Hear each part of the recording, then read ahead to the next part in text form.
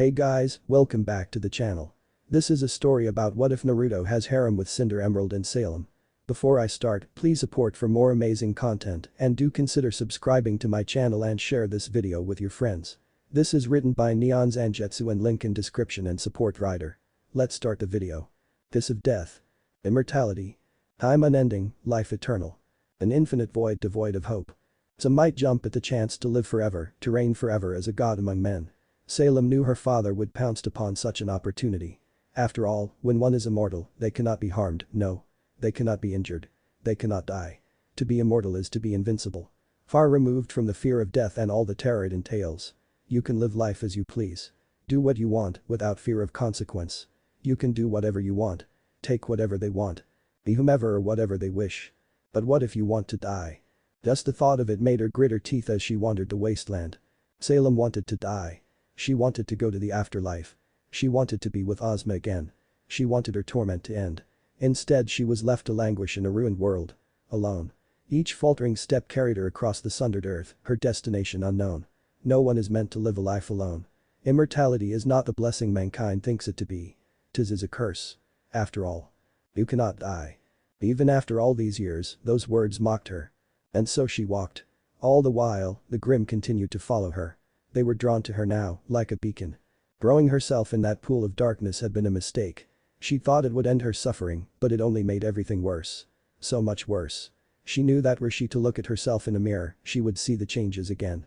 Her skin looked like ash, hair gone white as snow. And her eyes. Her own reflection horrified her now, just as much as those blood-red orbs.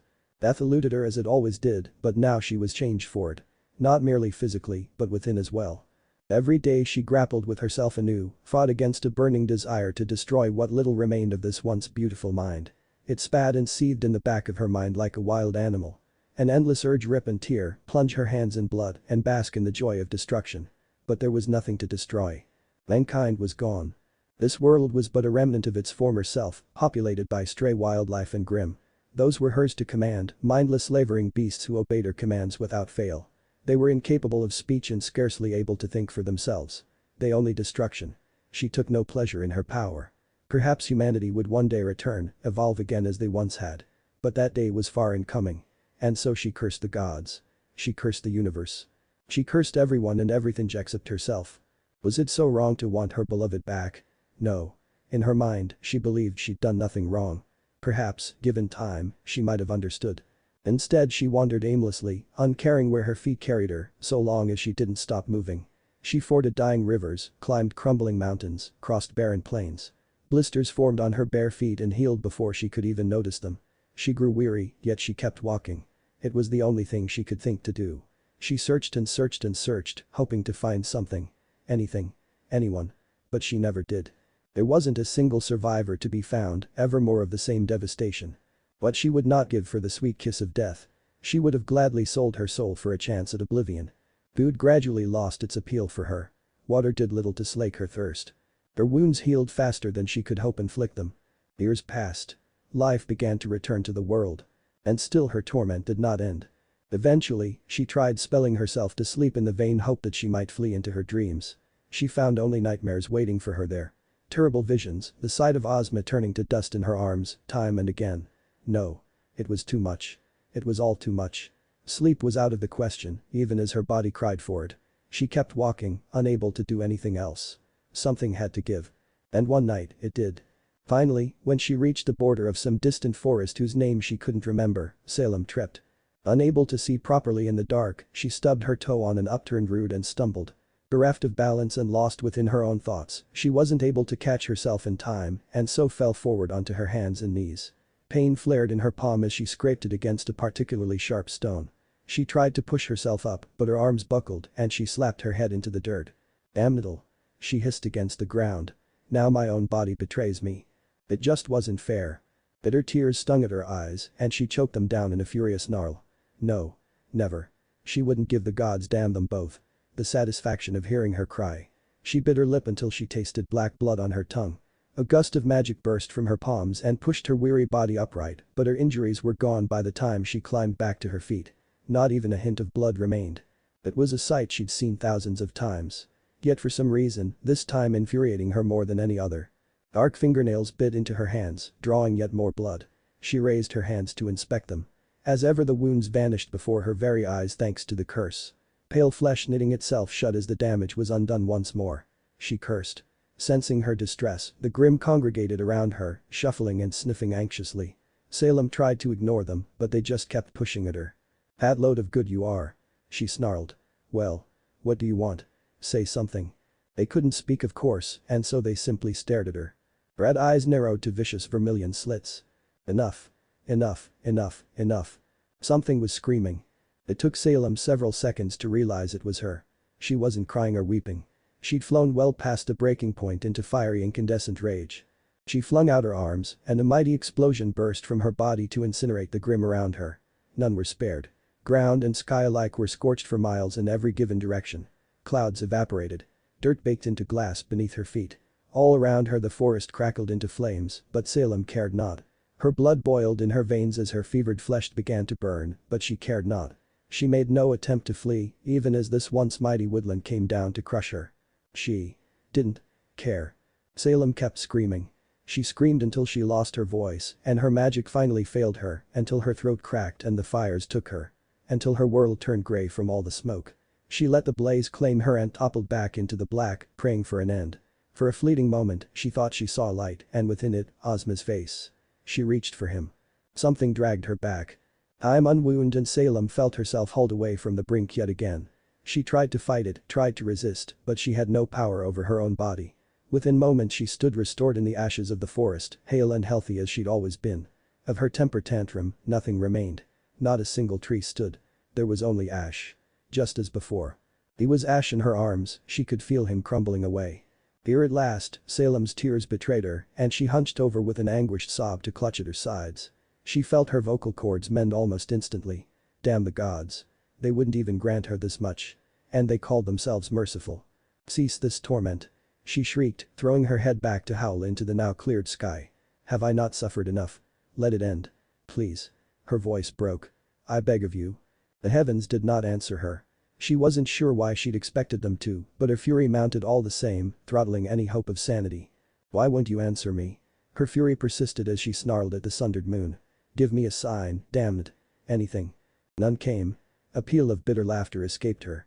Even when she begged them for mercy, they still denied her. So be it.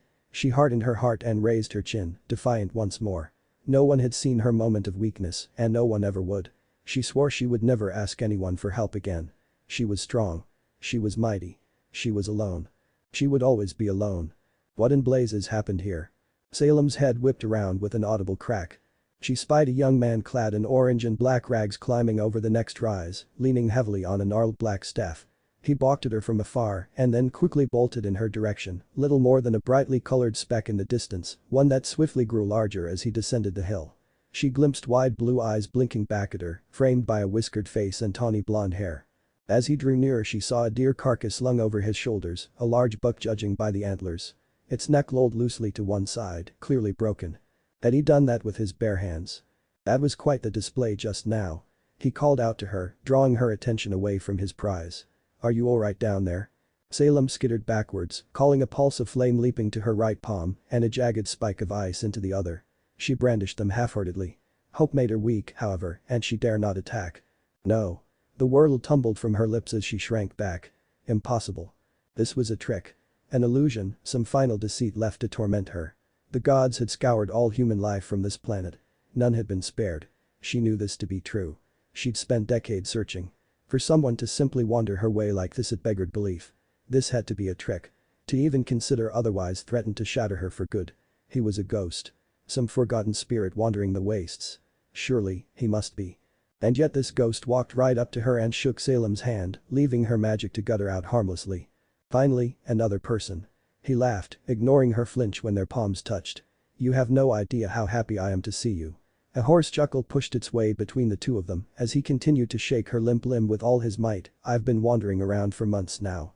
Really, I was starting to think this world was filled with nothing but monsters. A pause. Not that you're a monster, of course. He continued to babble happily. Sorry, I'm running my mouth, aren't I? I'm just so happy to see you. But the final sputter, Salem's brain choked and died. Blah. Look again. Her mind instructed her eyes. "We are," they cried. "He's real." Hope sparked to life and pulling her hand away from the overeager blonde, Salem marshaled her thoughts. Perhaps the god of darkness had missed someone after all, unlikely as it seemed. He wasn't omnipotent. If he was, she'd never have been able to trick him so long ago. But then who was this? "Who are you?" she asked him as much. Me? I'm not quite sure." The stranger scratched the back of his head with that strange self-same smile of his. "No, really, I mean it." He was quick to flail his arms when her eyes narrowed anew. "I don't know my name or where I am. Only that this isn't my home. I'm not from around here. I don't belong here." He cocked his head to one side and the motion made her think of an eager puppy. "Weird, isn't it? I can't even remember the world I came from, but I know this ain't it. Everything's kinda fuzzy. Another world." Salem's mind was spinning like a ship in a storm-tossed sea and she struggled to right it. She blinked quickly. "You have amnesia." "Maybe. Definitely got a headache." All she received was a shrug. "Maybe I went and got myself cursed by an angry goddess or something. Maybe I tripped and cracked my head. Who knows?" An awkward silence stretched between the two of them and her gaze strayed back to the carcass slung over his shoulders. "Oh, this." He jerked a thumb towards his catch. "I caught this bugger a few miles back." Whiskered cheeks dimpled in a grin. "Was getting ready to skin him when you started flinging those fireworks around. Pretty fancy jutsu, that." "Jutsu?" Salem parroted the word back him, baffled. She'd never heard the word before. "You mean it wasn't?" The young man shrugged anew when she didn't answer. "Suppose it doesn't matter." Speaking of which, blue eyes flitted past her, searching for something. When he failed to find it, those keen azure orbs locked on her once more. "Is there anyone else with you?" "Oh, dear." Salem's throat went dry. What was she to tell him? That everyone else was dead? That she was an immortal witch doomed to wander for the rest of her days? He seemed like such a cheery fellow. It made her want to break him what? No. Bad thoughts. She reeled in her destructive impulses when they reared their ugly head and choked them back down with an effort. She couldn't kill him. She refused. This was her first and last chance to escape from her isolation. She'd not throw it away to satisfy some base need. No. In the end, she settled for a half-truth. "I'm alone." "That's so?" He didn't question her further. That winning smile flashed out at her again. "Well, in that case, I've got more than enough food to go around. Care to join me?" Salem's right arm twitched and nearly reached out for him on the spot. She gripped it by the wrist and wrestled it back down, restraining herself. Eons had passed since she'd seen another human being, much less spoken to one. Did she dare? Did she even remember how to hold a conversation with anyone besides herself? Her stomach growled and Salem glowered bloody red daggers at it incredulously. Traitor. She hadn't felt hunger in ages. Why now? Heh. The young man arched a golden eyebrow as she flushed. "That doesn't sound like a no.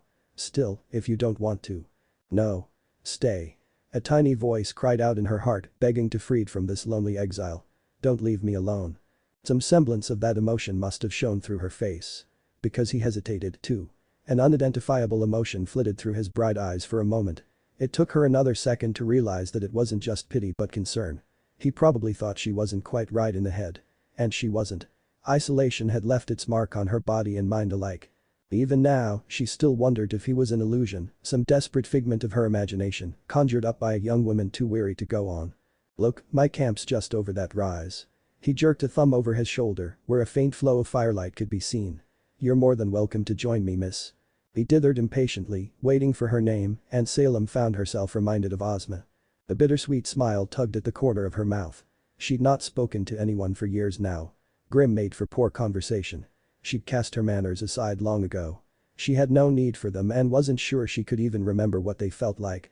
But a chance to evade this endless cycle of misery, even for a moment, was too much for her to pass up. He could have been a talking Grim, and she still would have eyed him like a juicy cut of meat, solely for the chance to converse with someone.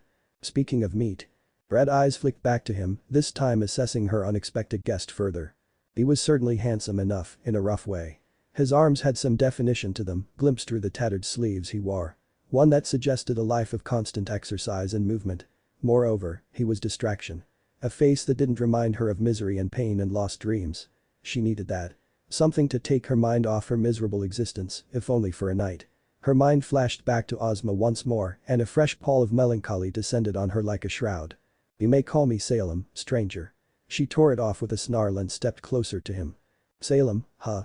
The blonde tilted his head. "That's your name, eh? Certainly suits you." Her brow rose. This from the man who cannot even remember his own. The hunter chuckled ruefully as her brow rose. You've got me there. Was this what banter felt like? Salem found she'd rather missed it. Another point in his favor. She offered him her hand, only to be pleasantly surprised when he snatched it out of the air. His grip was strong, his fingers warm against hers. If he noticed just how cold her hand felt, he didn't speak of it. And his palm was so very warm. Like holding a living son in her hands. A strange feeling bloomed in her chest, and her throat went dry yet again for a different reason. Hope you like venison. Slowly, tentatively, Salem gripped his hand and allowed herself to be tugged along. That sounds grand. It was just for a night, she told herself. A moment of weakness as she forgot the curse of her immortality, as she indulged in the unexpected company of another human being. She'd see where things went, and come what may, perhaps she might find some small comfort in the arms of a stranger. Perhaps not. Who could say? Was it so wrong to want that? To have a memory to hold on to in this hellish eternity? In a matter of minutes he brought her to his camp. Really, it could barely be called one. Littlemore saw a small fire pit with a few scattered logs around it to sit upon. A lone tent lay discarded nearby. He'd likely been in the process of erecting it when he heard the commotion she'd made. Still, the fire offered some warmth, and Salem allowed him to guide her to it as she took a seat. From there, she watched him take the deer from his shoulders and set to work on it with quick, efficient strokes. You know what you're doing, I trust. She took her chin into her hands and she watched him. Careful you don't lose your fingers. It proved a suitable distraction. Hey, have a little faith. Faith? Just the thought caused her lip to curl. She had no faith. No idea if this was a dream, some figment of her imagination, or something else entirely. This stranger might be real. He might not. She might wake to find him gone come morning. She didn't know which. After the hell she'd been through, she'd take what comfort she could. She mourned Ozma's passing with nearly every fiber of her being, but Ozma was gone. Dead. Deceased. Torn away from her. He'd been gone for decades now. He was never coming back and she was so very tired of being alone. Even if he were real, she knew this fleeting happiness wouldn't last. Remnant was a harsh place. Even if he survived it, she'd outlive him, surely. He would grow old and wither away. The thought left a sour taste in her mouth as she sat down by the fire. No. She wouldn't think of that. She refused, pushed it from her mind entirely. She wasn't here to think about the future. It had no place here. Tonight she wanted to forget. Just this once. Just for a night. She smiled softly to herself. Abruptly her host stilled. Is something the matter? She called over to him. Huh. He muttered. That's funny. I just remembered something.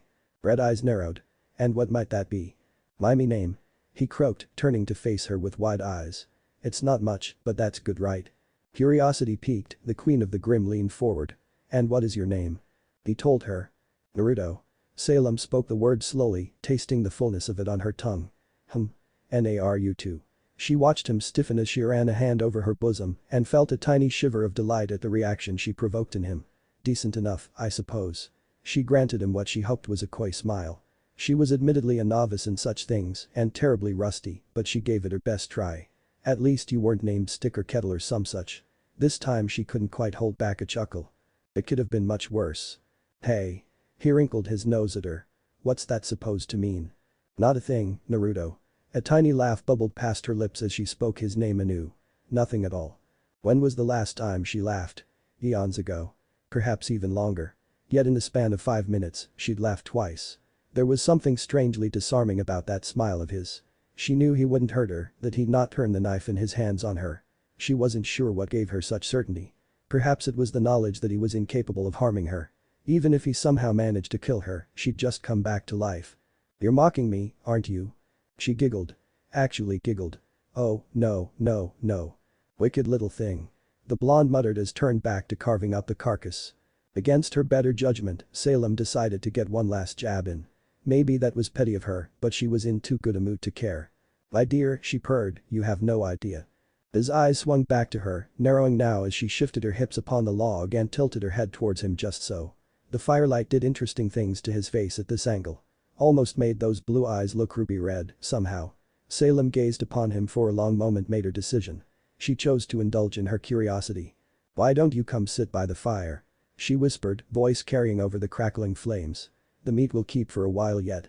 It was like flicking a switch. She watched Naruto's back stiffen almost imperceptibly, shoulders going tense. She couldn't say when or how her words affected Naruto, only that they did. He didn't sputter or blush or fling up his hands and start a fuss. He laid his knife down, cleaned his hands, and turned to face her. In that moment, she knew her wasn't as foolish as he let on. "Thought you were hungry," he said, taking the seat opposite her. "Thirsty, really?" Salem immediately cursed herself for the slip when his eyes widened. No. Why had she said that? It made her want to bury her head in her hands and fly far, far away. Oh gods, she wasn't simply rusty at this, she was swelbed. Terribly, horribly bad. She wanted to die. She hadn't thought herself capable of blushing after her dip in that pool. She'd been wrong. Her face felt very warm, almost dangerously so, and her resolve wavered. Was it hot out here? Oh, dear. I apologize. She had to choke out the word. I'm not used to this. It's been some time. The pall of silence stretched between the two of them. Salem twitched. Finally, she could bear it no more. Speak. She barked the word, flailing for safety in these suddenly perilous waters. Say something. Anything. What about? Naruto laughed. Tell me about yourself. It was not a question.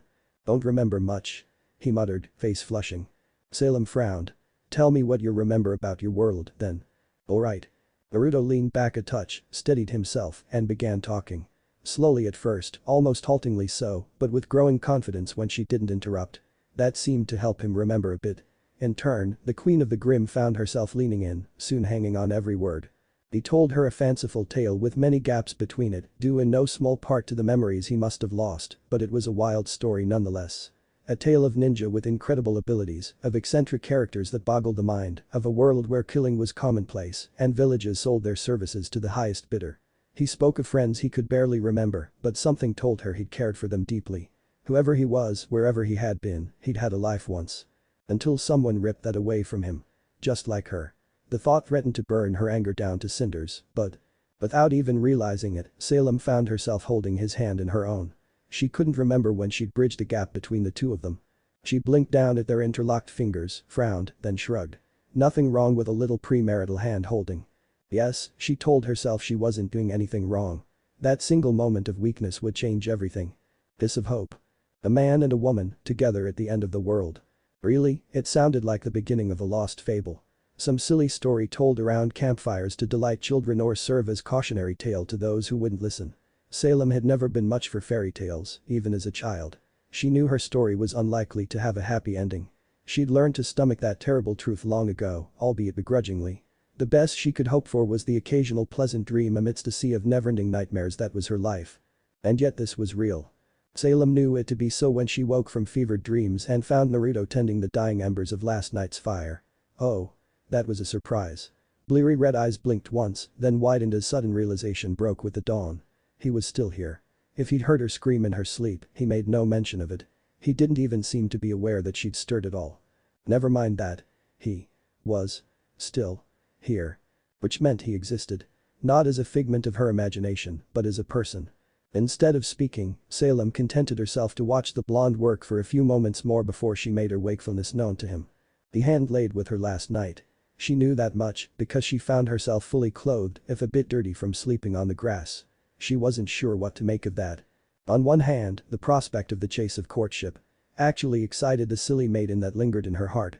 On the other, well, she had an itch she needed to scratch, damn it, and she was beginning to wonder if this boy wasn't dense as a brick. No. Thicker. Well, she'd just have to be blunt enough to break through to him now, wouldn't she? As she looked on, what remained of last night's dinner was carefully sealed in a strange scroll of some sort.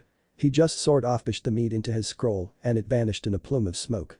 Salem regarded the object with thinly veiled interest in the early morning sunlight. Mayhap it was magic of some sort. No, that was unlikely. The god of darkness, damn him to the void, had stolen that gift from Remnant, ripping it away from mankind before he destroyed them. She was the only one who still held it due to her immortality. In all likelihood, this likely a relic from Naruto's world. And what a fascinating one it was. She would have to ask him how it worked later. At length Naruto stood, cleaned his hands one final time, and tilted his head. You've been staring for the better part of 5 minutes now.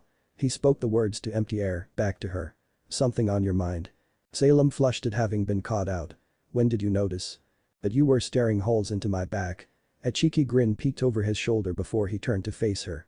Ages ago. You're really not subtle. Wrinkling her nose in mild displeasure, the Queen of the Grim shook her head and sat up. She really wasn't, was she? Ozma was ever the crafty one. Always the schemer, ever the planner. The one and only time she had tried such, her glorious crusade ended with the theft of magic and the destruction of the human race. Yeah, she wasn't good with plans. There it is again. A finger poked her cheek. You've got that look about you. I have no idea what you mean. She sulked. Fair enough. What should we do now? A small smile plucked at Salem's lips as she considered his inquiry. Once upon a time, she was the one to ask Ozma such a question. Back then, she had been a prisoner. No longer. Now it was her turn to answer, and for the first time in eons, her mind balked at the answers. Ideas. Activities. Countless notions of new things you couldn't do with one person, but two. Two was another matter. In the end, she settled on a familiar answer. A comfortable response hummed between the two of them. Whatever we want. He granted her a grin. Well, there's a river near here. Salem arched an eyebrow. Good sir, surely you're not implying that I smell. Nope.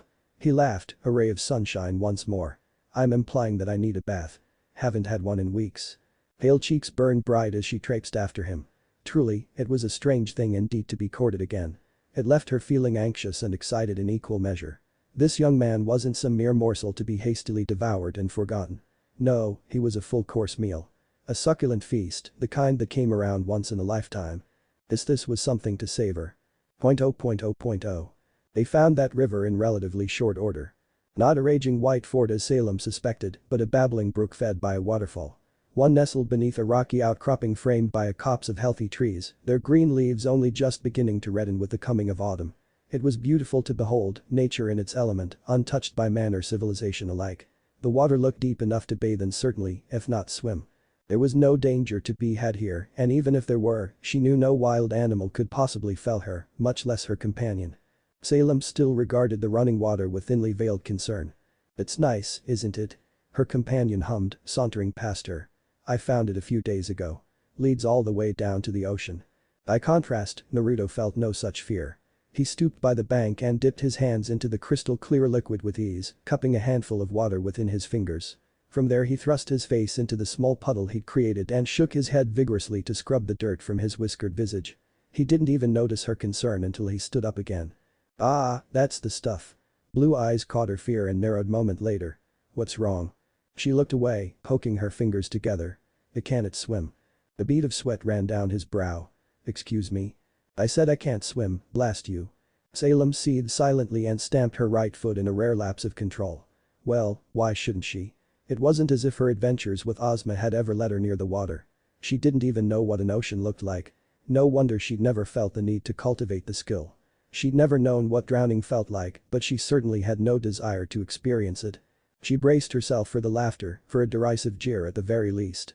It never came. Naruto's hand came down on her shoulder and gave it a little pat. Don't wade in too deep. Salem grabbed at his wrist but found his fingers instead. Where are you going?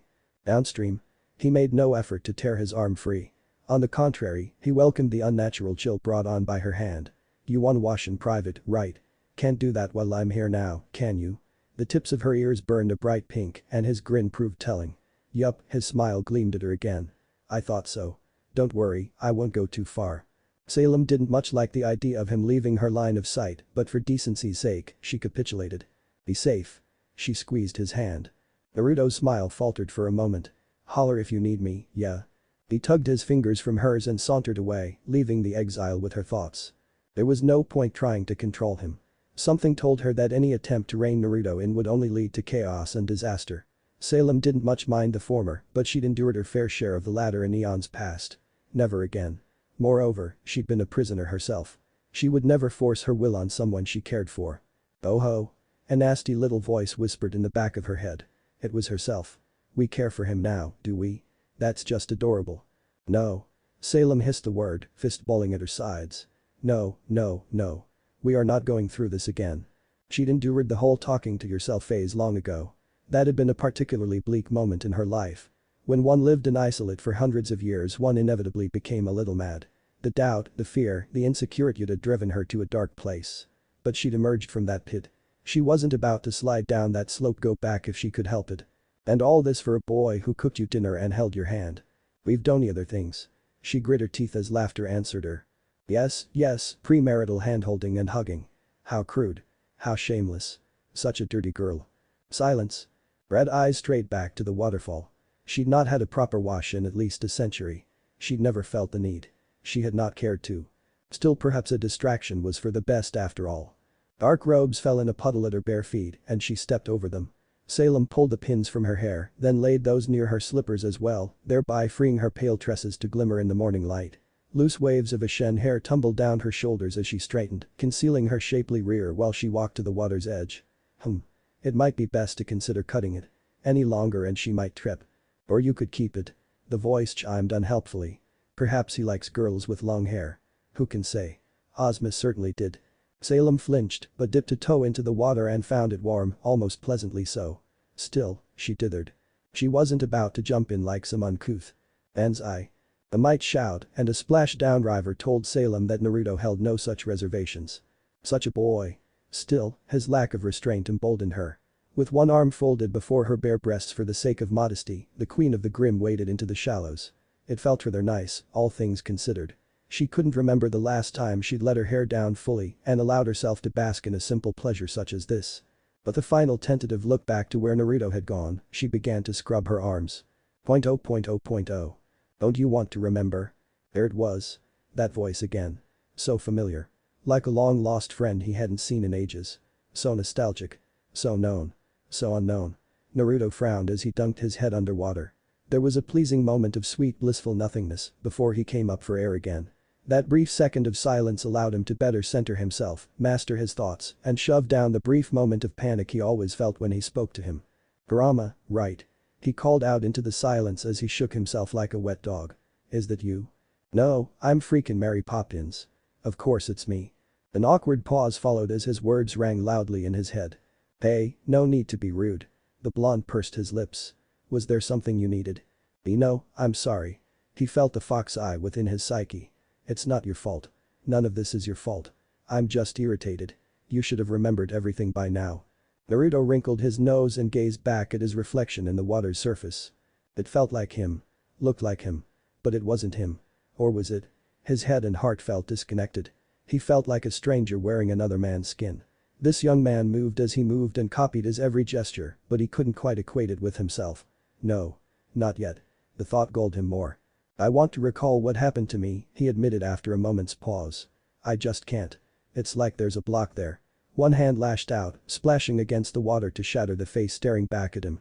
Droplets sprayed everywhere. Things trickle through every now again, but I can't make myself remember. It didn't last. Never did. Soon enough the imagery formed and he was left starting at himself once more. I've already told you all I know. The fox sulked. That was the crux of the matter, wasn't it? When he'd first landed here, he'd been terrified by the concept of a voice in his head. Kurama had proven himself real time and again since then. Moreover, the words he spoke felt true, not like some distant story he couldn't remember. As if he'd been there. Lived it. If that wasn't reason enough to trust him, he didn't know what was. If nothing else, Kurama certainly wasn't an enemy. And I appreciate it. He soothed. Thanks to you, I remember my name and how to fight. You're welcome. But it still doesn't feel like me. The blonde barreled on. Frankly, it's a lot to take in. You said I ate a god. How does someone devour a deity? With a lot of anger and great determination. Kurama chuffed, but it sounded false even to his ears. There wasn't any choice at the time, remember? He must have sensed his confusion or recalled his amnesia because once again, he retold the tale. Sasuke lost his arm. Kakashi and Sakura were down for the count and you? You were badly wounded. You latched onto Kagaya when she stabbed you, yet instead of dying, you ripped her chakra away from her. A shudder passed through their mental link. I've never seen you that angry before. Kurama. You just drained her dry, body and soul. The old fox continued to mumble to himself. Like drinking a person through a straw. There wasn't anything left of her afterward. I don't know how you did it. Not even sure I want to know. A strange sensation plucked at Naruto's heart as he splashed water onto his face. It might have been concern. You alright? Not really, but thanks for asking. I'm here. You're here. That's what matters. But you don't know how we got here. It wasn't a question. I do not. His partner ally. Friend. Sounded almost sheepish to admit the truth there. Everything went black after that. And no, because I know you're about to ask, I don't know what all that power could do to you. I only remember as much as you do on that front. We woke up in this wasteland together, spent weeks wandering. Until we met Salem. Naruto concluded with a roll of the eyes. I know. My memory isn't that bad. Everything should come back eventually. It has to. What if it doesn't? he whispered. It will. A snarl greeted him. Speaking of right and wrong, that Salem woman you've befriended. She isn't normal. She's broken. You do well to be wary of her. Ah, and there went all the concern. Every drop of empathy froze into stubborn defiance. Oh, he knew Salem was hiding something, but he also knew better than to pry where he wasn't wanted. He'd seen her step out of that fire unharmed. Whatever secrets she held were her own. She could reveal them at her own leisure or keep them locked away forever. He didn't much mind. He had a secret of his own, after all. Calling her out while concealing Kurama from her? That would make him even more of a hypocrite. Then she's like me. Naruto set his jaw in a mulish line. If she's as broken as you claim, then I'll just have to build her back up again, won't I? Do you care for her? His face turned red as he recalled the events of last night. They hadn't done anything untoward. They'd sat, held hands and talked about their lives until they fell asleep. Well, he'd done most of the talking. Salem had just listened until the end. The little that she'd told him, though, well, if someone were to tell him she was evil at this very moment, he'd stand up and punch him in the mouth. Yeah. The admission surprised him when it came. I do care about her. A man with hardly any memories to his name and a woman left alone to die. They really did make an odd pair.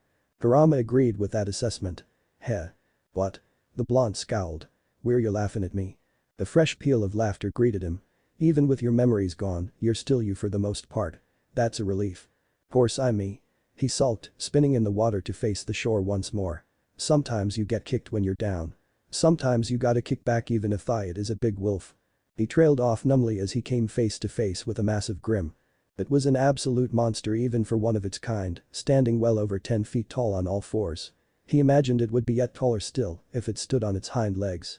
Ghastly red eyes regarded him behind a mask of polished white bone as it lurked at the water's edge, mighty claws digging into the loamy soil while it tried to make sense of him.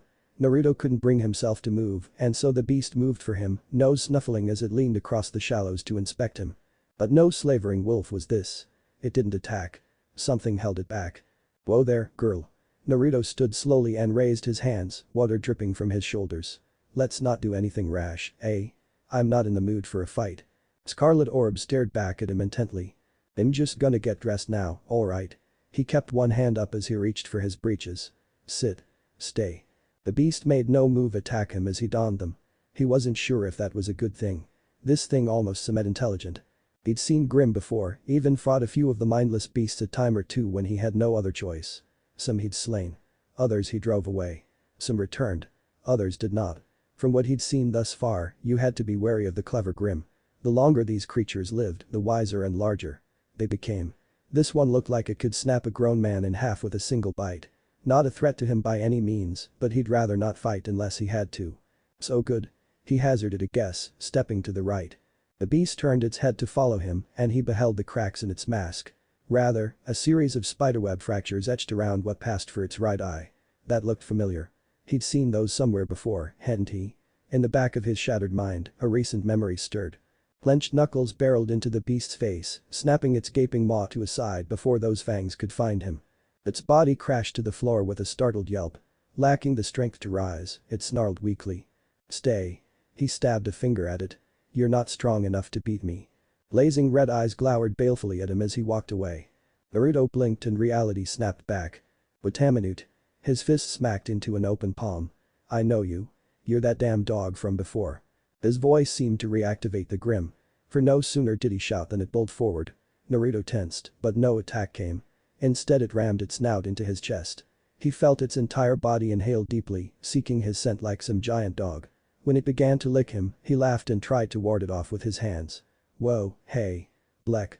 He sputtered as that rough tongue dragged across the length of his face. Down, girl. Down. Much to his dismay, the wolf only made a chuffing sound and redoubled its efforts.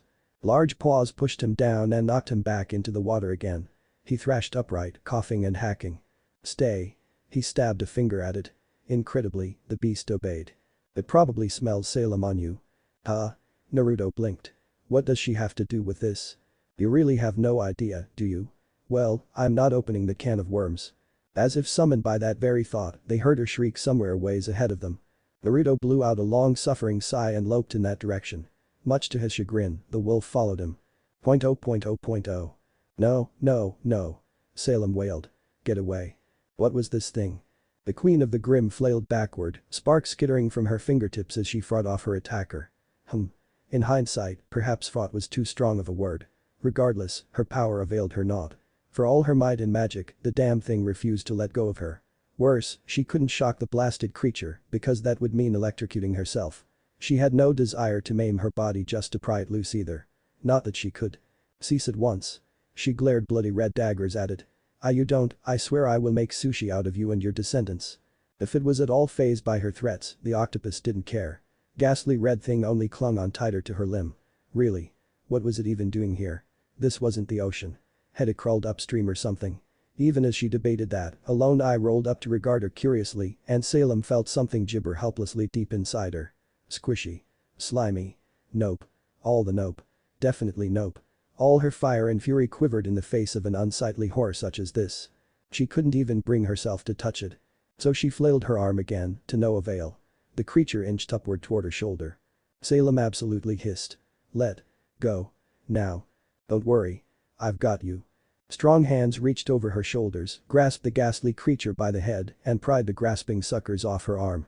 A familiar scent flooded her nose as she stepped back into a broad chest. Her hands flailed again, but this time for a different reason altogether. She knew who was standing behind her. She didn't even have to look. The hell's this guy doing here, anyway? Naruto regarded the cephalopod in his grasp with narrowed eyes. This ain't saltwater. That said. The tentacled creature quailed in his grasp. Weren't you being a little grabby? Why, I think he was. Salem's smile was just a touch saccharine. Be a dear and hold him still, would you? Sure thing. Naruto held his arm out. Salem snapped his fingers, conjuring a sphere of fire to her right hand. Beneath her smoldering gaze and faced with such a flame, the octopus all but wilted. In all fairness, it lacked the means to communicate and thus couldn't shout to convey the terror it was feeling in that moment. Salem suspected she knew what it was thinking. Had it the strength to do so, she believed it would be raising his many arms in surrender. She could just imagine its voice now. Mercy, Mladdie. Her lips twitched. No. Her hand slipped down and it was gone. Well, that's done. Naruto sighed, considering the charred remnants of the poor creature. Glad I could help. My hero. Salem snarked. Hey, it worked, didn't it?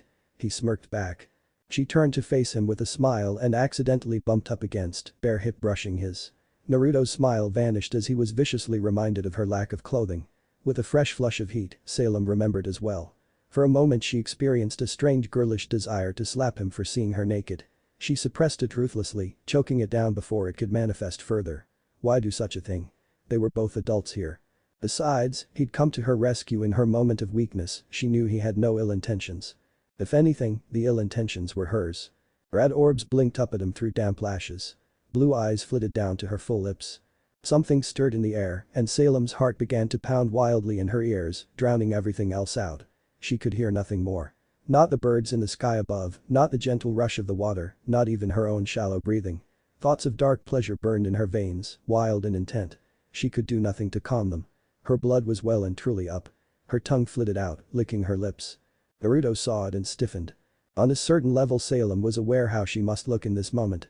Just as she knew the effect she must have on him.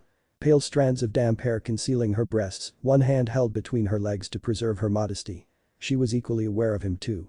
All lean corded muscle, body still damp from his dip in the river. Her eyes drifted low. Oh my. Good gods, you could grind meat on those bad girl. Control yourself. Her instincts were not so easily quelled. Now, a voice hissed in the back of her mind. Take him. This is your moment. Do it. Do it now. He won't be here forever. And there it was. The ugly truth. Salem didn't want to admit it, but she didn't long for a simple lay anymore. Rather, she did, but she didn't want things to end there. She wanted something that would last. But she couldn't have that now, could she? The gods had seen to such matters. Damn them. She could either have a pleasant memory or none at all. Something snapped. Belatedly, she realized it wasn't her mind, but the very last thread of self-control she'd been clinging onto all these years. He could die tomorrow for all she knew. Perish, the same way Ozma had. I'm sick of this. Too late, she realized she'd spoken the words aloud because his eyes widened. Sick of what? Naruto asked. Everything. Despair burst out of her in a snarl as she glared up at him. Of this curse. Of being the lonely girl in the lonely tower. Of living a lonely life. Here at last her arms moved as she hung her head, hands balling into pale fists at her sides. I'm tired of being alone. She stepped into him. Of so very many things. Her eyes snapped back to him again, burning with flames. I almost wish I'd never met you. Eh? That got a startled blink from him. Wait, you're cursed. No, no, no. No interruptions. She was ranting. Hush. I was miserable before I met you. Salem's finger pressed against his lips, muffling his words. I had all but given up hope. You gave it back to me. You. That same digit stabbed against his skull now, seeking the brain matter behind it. You made me feel this way. This is all your fault. He could have challenged her, could have shouted her down in any number of ways. She saw it in his eyes. He chose not to. She adored him for that. Oh gods. She wanted him. Was she truly that desperate? It hadn't even been 24 hours. What the devil was wrong with her? She knew the answer, of course. She simply didn't want to admit it. He was like her. The outcast. The forgotten. The exile. If that didn't make him a kindred spirit, she didn't what could. He was literally the last man on earth. Even if he weren't, he'd stretched out his hand to her in her darkest hour and pulled her into the light. That meant something, damn it. Pale hands grabbed Naruto by the shoulders, pulling him close. I'll be frank. Her words were the fiercest whisper now, heard by him alone. I'm sick of dancing around this. I want to kiss you. No, I am going to knock you down and make sweet, sweet love to you if you don't speak up in the next 3 seconds. She gave him a shove before folding both arms before her bare bosom. This is your one and only chance to walk away. But that said, Salem forced herself to step back and give him a chance to retreat. Please don't take it. The voice came back with a vengeance, crying the tears she refused to shed. I don't want to be alone anymore. It hurts. Make it stop. Please. Don't push me away. Well. She awaited his judgment fretfully. Make your choice. Naruto hung his head. Well, when you put it like that. Still the silence stretched on, seconds spiraling endlessly into oblivion. Salem tapped her fingers against her crossed arms, trying to still the frantic beating of her heart. She'd thrown the impetus of change into his hands now. Whatever decision the wayward warrior made would be his own. Without warning he scratched the back of his head and raised his gaze to show her a rueful smile. For all her sorcery, she couldn't tell what it meant. That terrified her. Not for the first time, she wondered when how. She'd allowed herself to come undone. I think I already have. Her smile cracked. You have? To be fair, his smile turned a touch sheepish. I know next to nothing about romance. Oh. Her heart turned to stone and fractured all at once. Dozens of tiny cracks etched itself into his hardened surface. If it's a partner you're looking for, I'm not sure I'd be a very good one. Fine. This was fine. She could be an adult about this. She wouldn't fall to pieces because the only person to understand her had forsaken her. However. All those tiny cracks mended themselves in an instant. Salem's head whipped around and she tried in vain to hide the brief ember of hope that sprang to life in her eyes. If you're happy with a broken someone like me, Naruto coughed into a fist, I'm willing to try. Salem needed no further provocation than that. Those words sealed her fate. Broken? What was wrong with being broken? She was broken too. She stepped in and pressed her mouth to his. .0.0.0. Naruto's world went white. There could be no other word for it. One moment he was gazing at nearly crying Salem. In the next, her face lit up and she stepped into his arms. With a single vicious whisper, she stepped in and molded her mouth against his. In that moment, a single word passed between the two of them. He wasn't the one to speak it. Mine. Her lips were soft against his, tasting faintly of berries and hidden secrets. Infinitely yielding, yet firm all the same. Salem was a beautiful woman. And at the end of the day, he was but a man. She was attractive to be sure, there could be no denying that, but it wasn't her beauty that drew him in. Not even her tears. Her words did all that and more. Perhaps had he possessed the full breadth of his memories, he might have reacted differently. Might have panicked like a boy. Now. He was almost grateful he still had a few screws loose. He couldn't fight off the urge to keep her close. Arms wrapped around her pale waist and drew her close. Not enough to hurt or otherwise crush, just to hold her. His gesture emboldened the Queen of the Grim more than he expected. She made a noise of delight, flung her arms around his neck and leaned in fully, angling her head to deepen the chaste kiss. When she pulled away to breathe he chased her, mouth crashing against hers. Red eyes flew wide open. This time the sound she offered reminded him of some dark beast, ancient and hungry. Somewhere in the back of his mind, Kurama scoffed, rolling his eyes. Nope. Not dealing with this. Wake me with it's over. A familiar wolf howled in the distance and Salem pulled away with a long-suffering sigh. Made a friend have you? Her lips glistened wetly, eyes burning dark with lust. Should I be jealous? Eh? Of a giant beowulf following me around like a lost puppy? He chuckled. Nah, you really shouldn't. She pressed her head against his chest. There are things I should tell ya but not now. How was that kiss? Wonderful. Heart-stopping. Amazing. Incredible. Naruto didn't have enough words to describe it. He'd never been kissed before and no, he couldn't recall that incident. Anyone who said otherwise was spreading vicious lies and propaganda. She'd ignited emotions in him he didn't even know he had. He wasn't sure if this was love or just lust. Regardless, he wanted to explore more of it with her. I'm not sure. He lied horribly. Can I have another? Salem hummed and leaned in again. As many as you want. .0.0.0. For all the gaps in his memory, Naruto did his best to keep Salem entertained. He didn't leave her side. Not once. If anything, he proved himself good company, quick to fill awkward silence with conversation, always ready with an easy laugh and a quick smile. Their courtship was a slow thing, almost tentative really. But as 1 year bled into 2, followed by 3, then 4, and finally 5, Salem began to notice things. She could see him aging. Soon, he wasn't a boy anymore, but a young man in his early 20s. And he aged well. Really, he did. But he still aged. Fear began to creep over her. How much longer would he last? 50 more years? 60? 70, if she was lucky. Naruto swore up and down that he would last far longer than that thanks to his genes, but still the fear persisted. It bedeviled her to no end. It ate away at her from the inside, plaguing her every thought. She knew his time was limited. And this what they had was wonderful. She couldn't bear to give it up. She'd almost forgotten what it was like to be alone.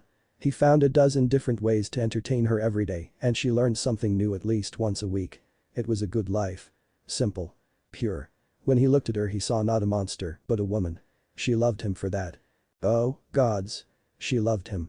Her feelings for Ozma, what they'd had together, would always be a part of her, but she didn't want to go back to her lonely vigil. Not now. Perhaps not ever. But time was a cruel foe. What fate could not take from her, it sought to undo through more insidious means. There was nothing she could do to stop it. Immortal she may well be, and immune to the ravages of time, but Naruto was not. One day he would die. One day, he would leave her alone. And when that day came, she knew she would shatter. Sure enough, it came to a head. It took years, but Salem's emotions reached a boiling point all the same through no fault of her own. In hindsight, she wasn't sure what compelled her to bring him to the Grimlands. Was it a whim on her part? An accident, perhaps? Salem did not believe in fate and she loathed the idea of destiny. She'd meant to show him where she had been changed. And she had. She did. She told him the truth. She told him everything, later every sin bare to him. Of her loss, of her curse. She held nothing back. All this she did, expecting anger and fear, derision and scorn. When he accepted her wholeheartedly, she broke. You can't be real. Naruto looked away from the pool of darkness with a frown as she backed away from him. How so? I wiped out the human race. She flung up her arms. Yet you'd forgive me for that. How? Why? I'm irredeemable. His blonde brow rose. Did you intend to get those people killed? She faltered. No, but still. Do you regret it? The wince. Yes. You made a mistake. Naruto stepped forward and took her hands in his. Yes, it was a very big mistake and it changed a lot of things, but that's life. His fingers squeezed hers, tan threading between pale. Nobody's perfect.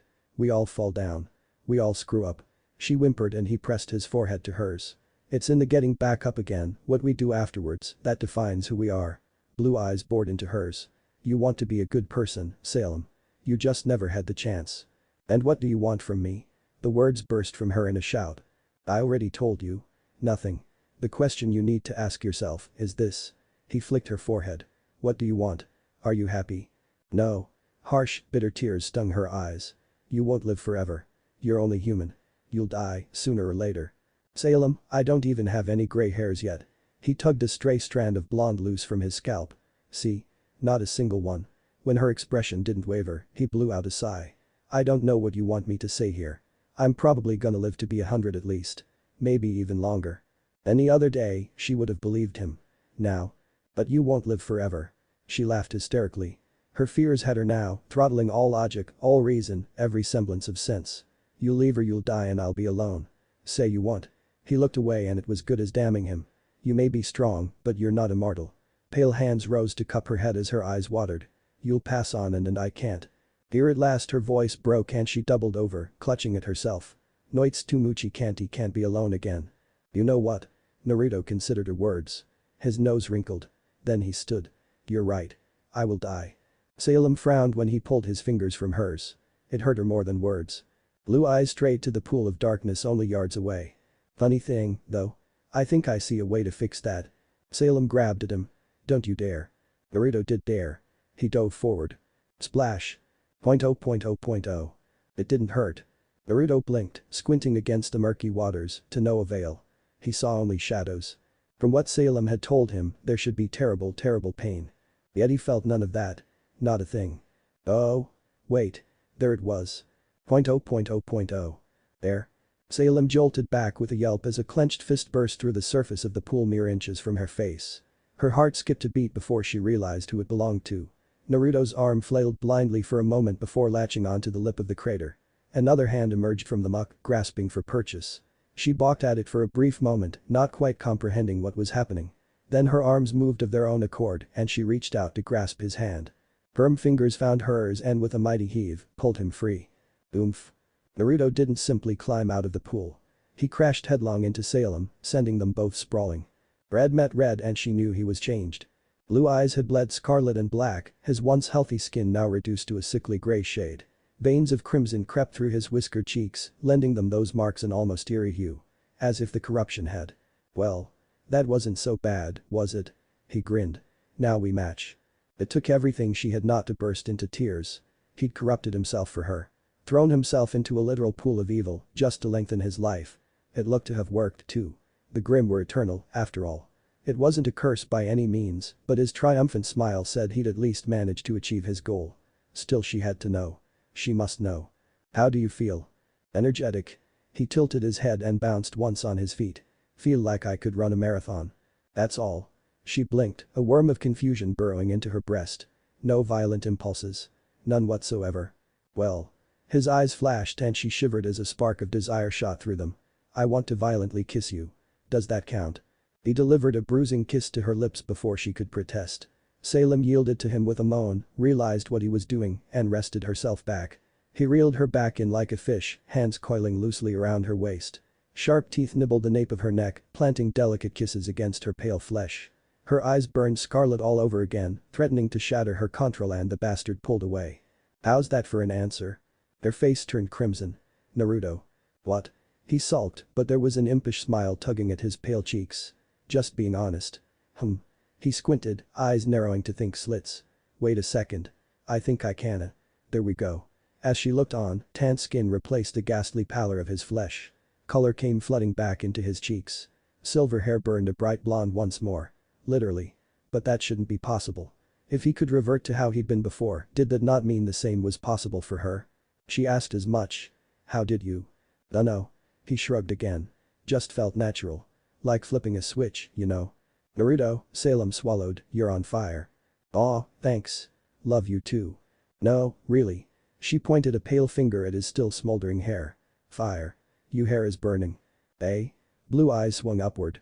His eyebrows shot into his hairline, even now shimmering with faint golden flames. Huh. A hand pushed through them and came away unburnt. Neat. Well, that's a side effect. Not a bad one, though. Just like that, he banished the last of her fears into the abyss. To think she'd actually doubted him. She should have known better. What had he said to her, once? Fuck fate and damn destiny. Yes, that sounded rather apt right about now. Laughter tumbled from her lips, long and loud. She couldn't hold it back. She didn't even want to try. So she settled for the next best thing. She burst into tears and tackled Naruto. Hey. He laughed. Was it something I said? Salem silenced him with her lips and her hips alike. Point oh point oh point oh. Ah, and that's the final plank. Naruto leaned back, tucked the hammer into his belt, and surveyed his work. It was crude, shoddy at best, but he didn't mind. Even in his first life he'd never been the best craftsman. The patch job would hold until the roof started to leak again. He was sure it would, a few years down the line. Also fine. He'd patch that too. A carpenter he would never be, but he knew how to use a hammer. There we go. He grunted, pushing himself to his feet. That should fix the leak. Wiping a bead of sweat from his brow, he leaped off the roof in a graceful arc. From there he landed nimbly in the grass on bent knee and shoved himself upright once more. His joints protested the sudden movement with a jolt of pain. He ignored them as he always did. Show off. Kurama uttered a jaw-popping yawn. Was there really a need for that many backflips? Maybe he was. Then again, he had good reason to be. After decades of wandering, he'd finally convinced Salem to settle down. Well, in as much as someone like her could settle down. Theirs was a homely little cottage in the woods, nothing more. Simple, even. Simple was good. Naruto liked simple. Even if humanity returned one day, they'd think twice before hunting in grim-infested woods. And if they didn't, well, he still had the staff for good reason. Sauntering up the steps, he spied a hulking dark shape lurking near the porch. Not on it, not anymore. She'd grown far too big for that. The massive head rose from giant paws to regard him with baleful red eyes. "Don't worry, Luna." He cooed to Beowulf. "It's only me." The dread wolf huffed once and later muzzled down, content to return to her slumber. Naruto took a moment to marvel at her. Really, she just kept growing. She was almost double the size she'd been when they'd first met, with no signs of slowing down. Just how big was she going to get? Not his concern. Shrugging, he swung the door open and strode inside, grinning from ear to ear. "Hey Salem," he called. "I fixed Erv." His words trailed off as he saw the love of his life. She wasn't in any shape to answer. Though he supposed that one was her fault, not his. He found her sprawled gracelessly on the couch near the hearth, fast asleep. She did not toss. She did not turn. Didn't make a sound save for her own even breathing. She was still and at peace with the world. He couldn't remember ever seeing her like this.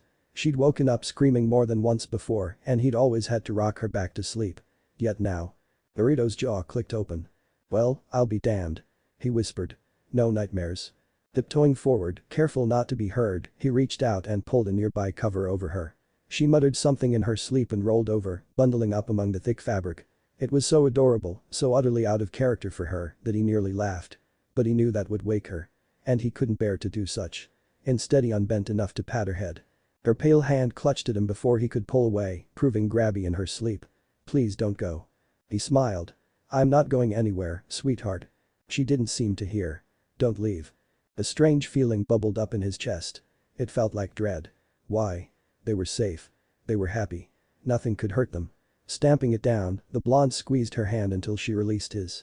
For a moment he found himself tempted to carry her to bed, but thought better of it. Salem looked too comfortable where she was and he didn't want to risk rousing her. An almighty thunderclap rattled the world, causing Naruto to round on the sound. What in blazes? Beneath him, Salem didn't wake. Good. She needed a rest. With a final look and lingering kiss on her forehead, Naruto went to investigate. Tugging his coat off the rack once more, the whiskered warrior snatched up his staff and trudged outside. A sudden impulse told him to lock the door behind him and so he did. It seemed like a flimsy gesture, but it helped to even out his pulse. He had a bad feeling about this. High above the clouds swirled ominously. That once clear blue sky growing darker with each passing moment. The wind began to pick up, creaking through the trees. A low peal of thunder reverberated overhead and he squinted in its direction, eyes narrowing in search of the source. Luna stirred behind him, hackles up. The very earth shook as she rose up and padded forward. A low growl rattled his ears. "Calm down." He sighed. "There's nothing out here. It's just thunder." The bolt of light shot toward the house. Naruto came about and raised his staff to intercept.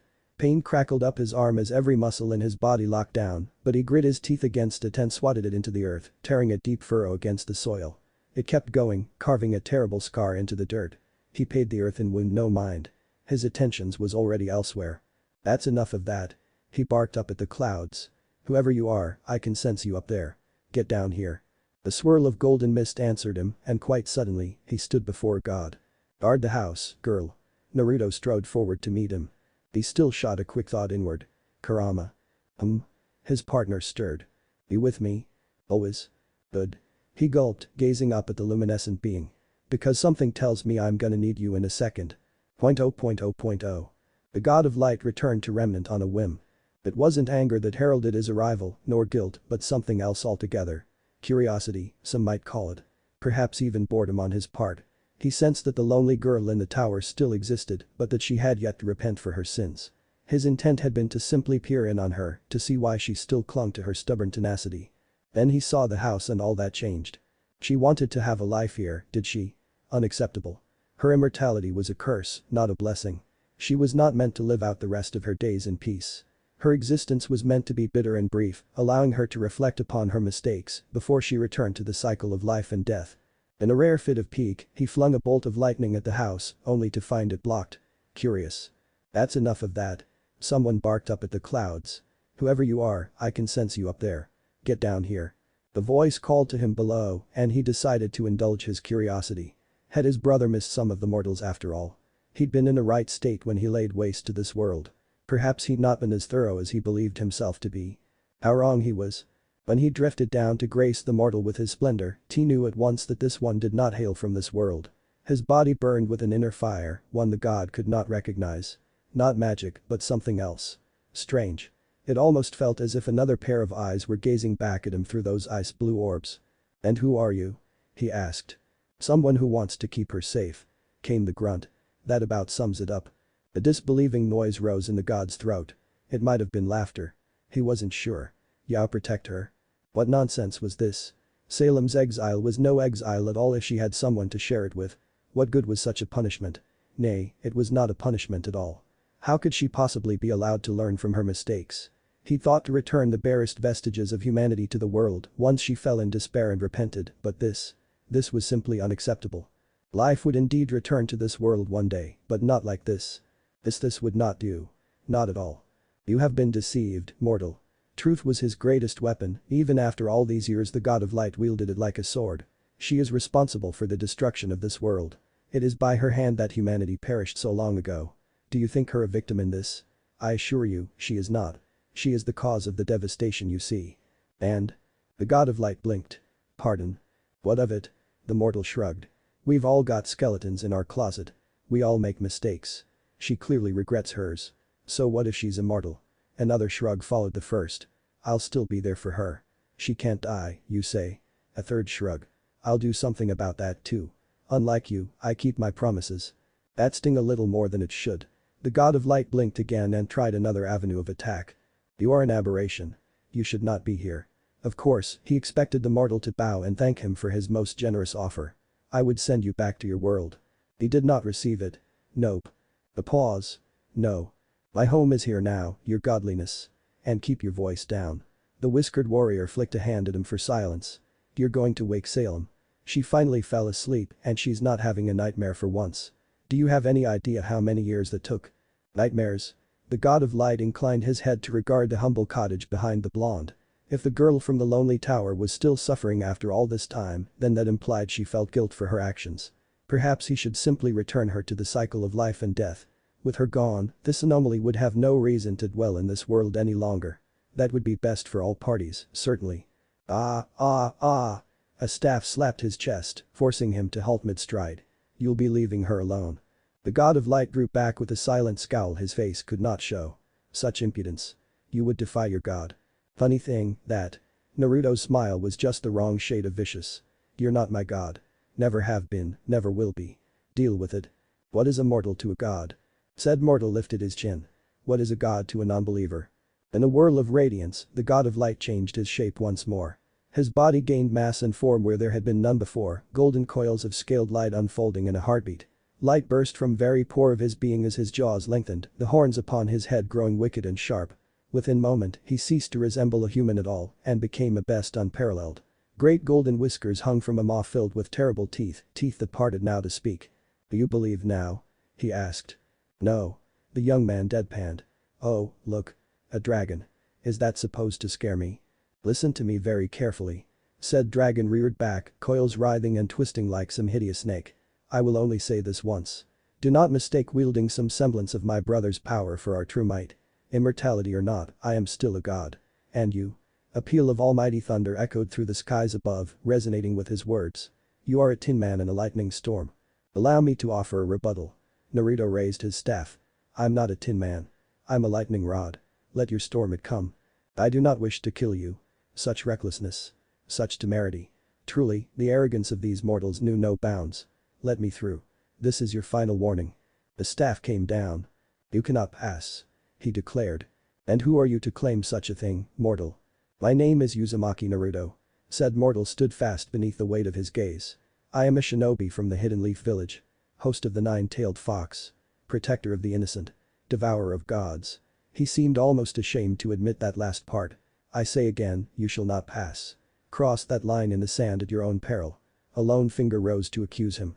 But know that if you take that fateful step forward into my domain, if you even think of hurting Salem. His staff struck the earth, splintering it in a single strike. You're gonna regret it. The god of light twitched. Enough of this. He'd given this fool countless chances to step aside, even offered to return him to his rightful place. Yet he continued to defy him, and so too did his patience grow thin. He would remove this impudent pup, then return lonely girl to the cycle of life and death once more. All would be made well. This farce would never bear repeating. He and his brother would return to this world and remake it as it was meant to be, and they would never suffer such rebellion again. As you wish. His head bowed. I will end your life painlessly. The vicious crack howled through the air as a bolt of lightning lanced from heaven to earth, faster than the naked eye could comprehend. There was no warning beyond that. Nay, even that noise alone was more illusion than any real afterthought. It was a swift, singular strike, the wrath of a mighty deity made manifest in but a single breath. Blue eyes rose to meet it. Death came with a thunderclap. And someone shouted back. You shall not pass. Naruto caught it. Rather than dodge or evade or even block like any sane mortal would, the blonde planted his feet, cast his staff aside, and took it head-on. Bare feet bit into the dirt as he skidded back 9 paces, sparks skittering across his form. A single grunt of pain was all he gave. Nothing more. Nothing less. Azure orbs narrowed up, framing a wild grin within. In a single seamless movement he stomped down, swept his arms low in a sweeping stance across the lower part of his torso, pressed 2 fingers together and… The god of light stiffened. A pang of dread overtook him. No. Surely not. Ha! The Krang. A sharp bark of triumphantly manic laughter burst into the air as the mortal flung the god's own lightning back in his face. Caught wholly unawares, the god of light tried to evade, but it was too late. For his folly, he took his own blast dead in the chest. It bore a terrible hole through his serpentine form and smote him from the skies as surely as a falling star. To his credit, the startled god tried to right himself. He tried to recover his lost momentum. Tried to do anything other than fall. He did not succeed. What he did was topple out of the sky squawking a startled crow, hitting every single branch on the way down. The trees were a cruel mistress. The ground, a harsh taskmaster. It showed him no mercy. And the mortal. Hold just a moment. Where had the mortal gone? He'd been standing there only a second before it. The kick slammed into his mighty skull, sending his world spinning. Never mind. He'd found the mortal. At first, the god of light didn't sense the coming danger at all. Indeed, he couldn't even begin to comprehend the very concept of such danger. What could possibly hurt him beyond his own power? He would heal quickly from this and not make such a mistake again. For all his claims to power, the mortal could not kill him. He knew this. He'd simply made a mistake. That was all. Foolishness. He growled. A miracle can only occur once. That opinion changed when said mortal flashed into existence directly before his right iris. For a fleeting moment, the god of light glimpsed a terrifying visage boring into his own.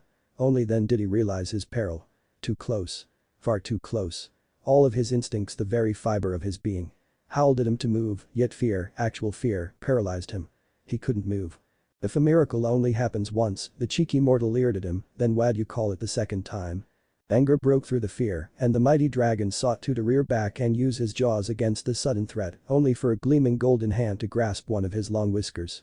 A swift tug yanked him back to the ground, stunning him once more. The mortal stamped down on his snout, pinning him in place before he could thrash his way to safety. A strange keening shriek filled the air, and for the life of him, the god of light couldn't place its origin. Hold on. Now he saw a light. Walk towards it. Naruto rammed the Rasen shuriken through his right eye, and for the first time since he'd come to be, the god of light cried out in pain. The sheer force of the jutsu crunched against his skull, obliterating one of his horns and eviscerating his lower jaw as it bore him down into the ground. 1,000 tiny blades tore at his scaled visage, ripping and tearing like countless hungry mouths eager for blood. Make it stop, make it stop, make it stop. There was no thought, no rhyme, no reason, only endless torment. He couldn't move, couldn't think, couldn't breathe. Trying to push it away with his claws only made it worse. For the attack tore at them as well, dragging them into the vortex of despair with merciless intent. Quite suddenly, it was over, leaving the god of light trapped in a crater of his own making. The deity reduced to a quivering wreck upon the forest floor, wishing for death. Death would be a mercy compared to this. Writhing in pain, the fallen god could do naught but revert to his true humanoid form and try to recover, left wasted and gasping for air as his wounds struggled to heal. He was eternal. Everlasting. An attack such as this would not kill him. That wasn't to say it didn't hurt, however. It did. Immeasurably so. Agony filled every cell of light that made up his body. That attack was made for the sole purpose of taking lives. There could be no other cause for such a destructive thing. Oh. An angry hiss greeted him, and he dared to look up to see his tormentor waving a ruined arm. That hurts. Suppose that's what I get for letting my temper get the better of me and not throwing the damn thing. As he looked on, the man's ravaged right arm began to heal, fresh pink skin overtaking scarred tissue. Within moments the injury ceased to be in its entirety. Impossible. He rasped. How canwad are you? I told you. I devour gods. Slim shoulders rose and fell in a shrug as he flexed his restored fingers. As to that little trick with the lightning, well. The mortal gave him a wink. What can I say? A few decades gives a man time to practice. I may not quite have the almighty cosmic power bit down yet, but I'm getting there. The god of light tried to rise. A booted foot stomped down again, trapping his skull where it lay. Ah, ah, ah! The mortal Naruto skedded him, waving one finger. You're not going anywhere. Let's have a chat. Unseen eyes narrowed. We have nothing to speak of. I think we do. Those slitted eyes narrowed to vicious slits. Lift the curse from Salem. No. I wasn't asking. A fresh Rasen shuriken snarled to life in the blonde's palm. Lift it. Now. You misunderstand. I cannot. It was the truth after all. What need had he to lie? The truth would bring this impudent mortal more pain than any falsehood. She was cursed by both my brother and I together, and only through our power together may the curse be lifted. No amount of pain can make me perform an act that is beyond me. You have a brother? Red eyes blinked in surprise. Call him, then. I'll knock some sense into him, too. The god of light knew he could. He could send out a call to his younger sibling at this very moment. Summon him here to this world once more. It was the right bequeathed him as eldest. But that would mean giving in to this mortal. Granting him what he wanted. Doing his bidding. It would mean they were wrong to curse that woman in the first place. That wretched little witch who dared to trick them. He had thought to return her to the cycle of life and death, but now. After the beating he'd taken. He felt no such charity. No. He refused. This arrogant oaf deserved to be miserable. He would not call his brother here. Because if he lost to this mortal, the god of darkness might yet be swayed. My brother is not so foolish as you might think. He will have seen our fight and will stay away. He relished the look of despair that flashed across the blonde's face before he mastered himself. Salem must understand the importance of life and death. Only then will she be released. Release. Naruto kicked him. She already does, you twit. Can't you see that? She does not. The god of light sneered. She never will. The sphere slowly guttered out in the mortal's palm. Then I'll find a way to lift the curse myself. Foolishness, again. You cannot. Funny. They told me I couldn't be a shinobi. Wild eyes locked on him, burning with cold intent. They told me I couldn't beat a goddess, either. I did both of those things. Why not break a curse and go 3 for 3? Such arrogance. I cannot die. I am eternal. Maybe so. A blonde brow rose. But right now. You're weaker than you've ever been. Haven't you noticed? The god of light turned his attention inward. His injuries had been slow to heal. Even now he hadn't fully recovered from that last attack. His might and majesty were still very much present, yet now that he knew what to look for, he noticed it. Everything felt him somehow. As though someone had cast a shadow over his very being. Surely that technique couldn't have damaged him this much. No. The word was a hiss. Yup. Naruto smacked his lips with a resounding pop. The Rasen shuriken is a nasty piece of work, isn't it? My jutsu was made to target the cells of whomever it hits. Guess gods have those too. How long will it take you to recover from this? Years. Decades. Centuries. The wordless snarl greeted him. What's wrong? Cat got your tongue. Your unwaseto lower your defenses. Fury consumed the god of light as he bucked the blonde's boot away and transformed in a second swirl of holy radiance. For a moment, the mortal reared back in surprise, blue eyes bulging. In that moment, draconic jaws closing around him with a terrible crunch. It was a brutal end for a brutal warrior. Content in his victory, the god of light turned to regard Salem's cottage and the lone Beowulf guarding it. Thump. He stilled. Thump. Thump. This wasn't possible. Thump. Thump. Thump. That fool couldn't possibly be. The god of light felt his teeth crack a heartbeat later as a pair of giant hands forced themselves between his incisors. Something impossibly large pushed his mouth open, inch by agonizing inch, wrenching bone and sinew and twine. A low growl rose in his ears. It did not belong to him. With each passing moment it grew louder, and so too did his strength wane. No, no, no. This could not be. It mustn't be. Insipid mortal. He cried, panic overtaking him. Why won't you die? He exhaled in a mighty torrent of death, bathing the fool hiding in his mouth with napalm. It wasn't enough. His jaws continued to part. Fire burst from his maw to set the very trees alight. The pain did not abate. Still, he roared. It only grew worse. Still he spat flame and fury, thrashing against the forest floor. Yet his torment did not end. Why? Because I made a promise. Something latched onto his tongue, and the fire within cut off in a gurgle as golden hands locked around the offending tissue. The god of light had mere moments to comprehend his peril, to actually consider begging for mercy. He never had the chance to give voice those words. For his foe tore it free from his maw. By then, he was too busy roaring to offer anything resembling speech. One final blow broke his jaw, and then he was free, alighting upon the ruined soil below. You know, he reached up, pulling a towering tooth free from his shoulder. I was trying to be nice. A baleful red eye regarded him as he cast it aside clearly, kindness is wasted on you. Now it was the blonde's turn to change. Naruto didn't simply gain height. Even in his agony, the god of light recognized that. Because he became something else entirely. Rather, something else rose around him to carry him with it, flinging him into the air as a body grew around him. For a moment, just a moment, the wounded deity glimpsed a mighty golden kitsune looming over him. Fresh. Healthy. Utterly unhurt and like himself. Oh. He had a moment to blink up at the behemoth he'd unleashed. I've blundered. Yes, the universe agreed wholeheartedly. And now you reap the whirlwind. His world vanished in a haze of pain. The monster with many tails knew no mercy. It gripped the god of light by the horns and smashed his ruined face down into the ground. Broken and bleeding he fought back nevertheless. Trying in vain to coil around the creature, to choke the life from it, to no avail. It tore his coils away with calluses and pinned him, forced him to revert once more. So too did the boot stomp down on God's skull again, now with 10 times the force of before. And just like that, he found himself face to face with the mortal once more. You done now? Nothing left in the tank. Nothing more to say. His adversary scoffed, grinding an armored heel into the god's visage. That's alright. I'll do the talking.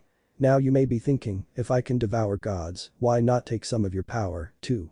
Surely having that would only help lift the curse, right? His armored boot ground down further, fracturing the god's face. Well, the answer might surprise you. Naruto leaned closer, pressing his forehead to that of the fallen deity. Lips brushed what passed for the being's ear. I already have. The god of light balked. Lies, surely. That was impossible. When? How? He would have felt such a thing. But he was already so diminished, weakened by the last blast, had no way of ascertaining the truth, of knowing whether the Rasen shuriken had truly weakened him this much, or if something was truly stolen from him. Had it been during that brief battle? It couldn't Beckel did. Salem may not be strong enough to banish you from this world, but me? Pearly white teeth flashed at him in a ghastly grin as he leaned back. After that little dip a few decades ago, I'm stronger than I've ever been. Unfortunately for you, I'm not as nice as I suit to be. And now? A hand rose, bathed in golden light, fingers splayed. Memories or not, it doesn't take much to see you for who you are. The god recoiled, still clutching a ruined limb to his chest. And what am I? A parasite. I've dealt with those before, too. The mortal continued to talk almost amicably, even as that lone palm began to swirl with eerie light. Could light be black? Orochimaru. Madara. Kagaya. You may think you're special, but to me? Blue eyes bled red. You're just a big fish trapped in a small pond. Now the other hand rose to cup it, building the blaze in his hand once more. You don't even realize there's a whole ocean out there, filled with other fish. And there are sharks in deeper waters. Is that what you claim to be? Answer that question yourself. Pearly white teeth flashed in the storm. You and your brother can send your armies at us. His voice rose as the wind picked up, straining to be heard in the coming darkness. Send your proxies. Send your servants. Send your followers. I will save her. A manic light burned in his eyes. But you won't be here to see it. I may not be able to kill you, but I can kick you off this planet. Blue eyes flashed into crimson once more as a giant fox reared over him once more. Naruto's smile turned vicious. Now get the hell off my lawn. As the tailed beast bomb burned his world red and banished him from the face of Remnant, so too did the god of light hear his brother's laughter. It was a deep throaty sound, one that filled him with shame. Bested by a mortal. He'd never hear the end of this, he just knew it. There would be vengeance for this light. So he swore.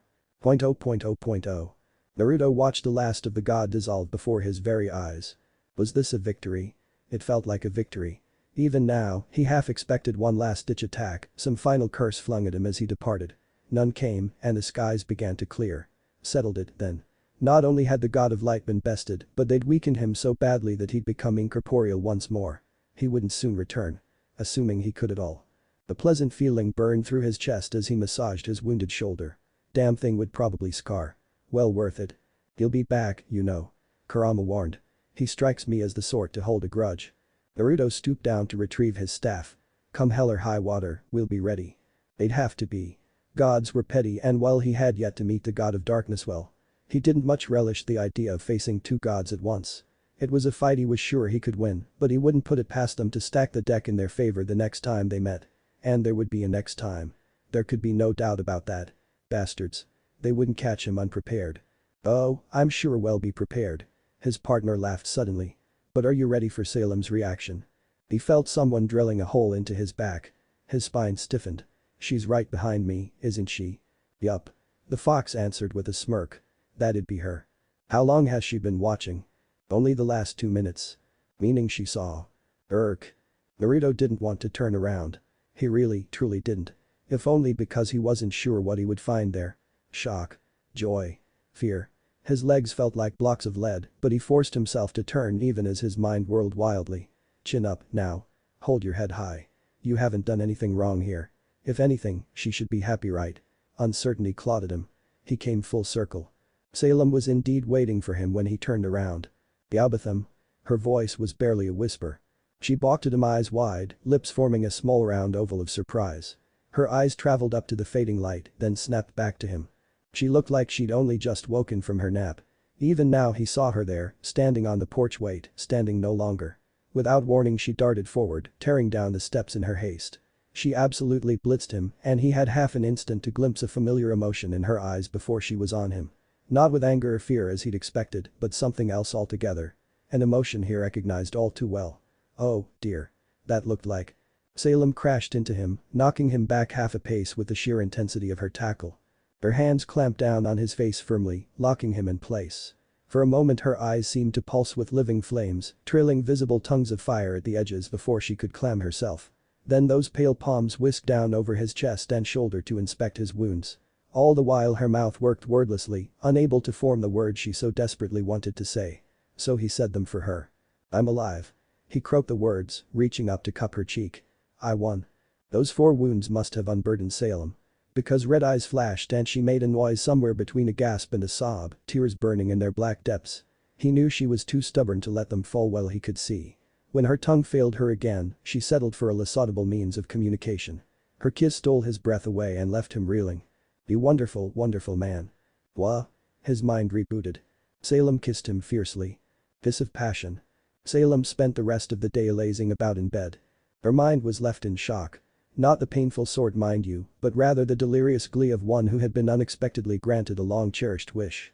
Never in her life had she needed something so much and never known until she received it. Yes, she was still cursed. Yes, she still lived eternal. Yes, she was still immortal and doomed to exist forever. But all of those problems seemed so small now. Tiny, even, compared to the knowledge she'd just been granted. Not only did she have someone to spend eternity with, a blessing by itself, but said someone had recently fought a god for her. An actual god. Living divinity. A being mortals had no business fighting. Naruto had squared up against one of such oppressor and sent them running with their tail between her legs. It was glorious. Even now she replayed the event in her mind, cherishing the memory. For she had seen it all. Heard it all.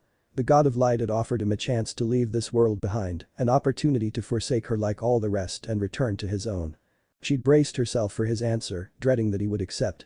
If only because a small sliver of her soul still doubted him. Once again, Naruto took all those fears and shattered them. Before her very eyes he denied the god of light, knowing full well such an offer wouldn't be made again. She'd feared the worst as the god attacked him for such sacrilege.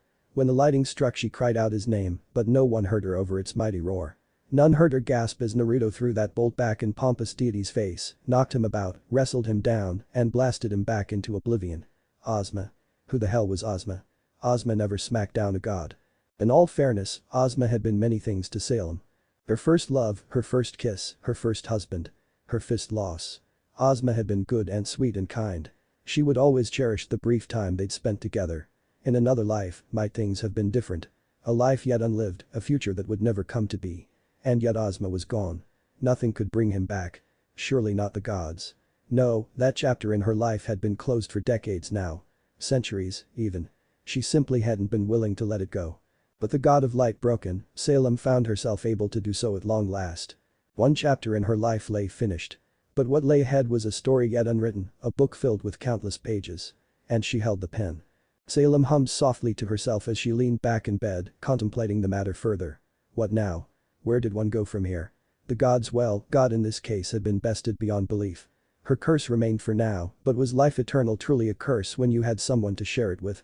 Naruto wasn't simply her partner now. He was her knight. Her protector. Dare she say her husband? Oop.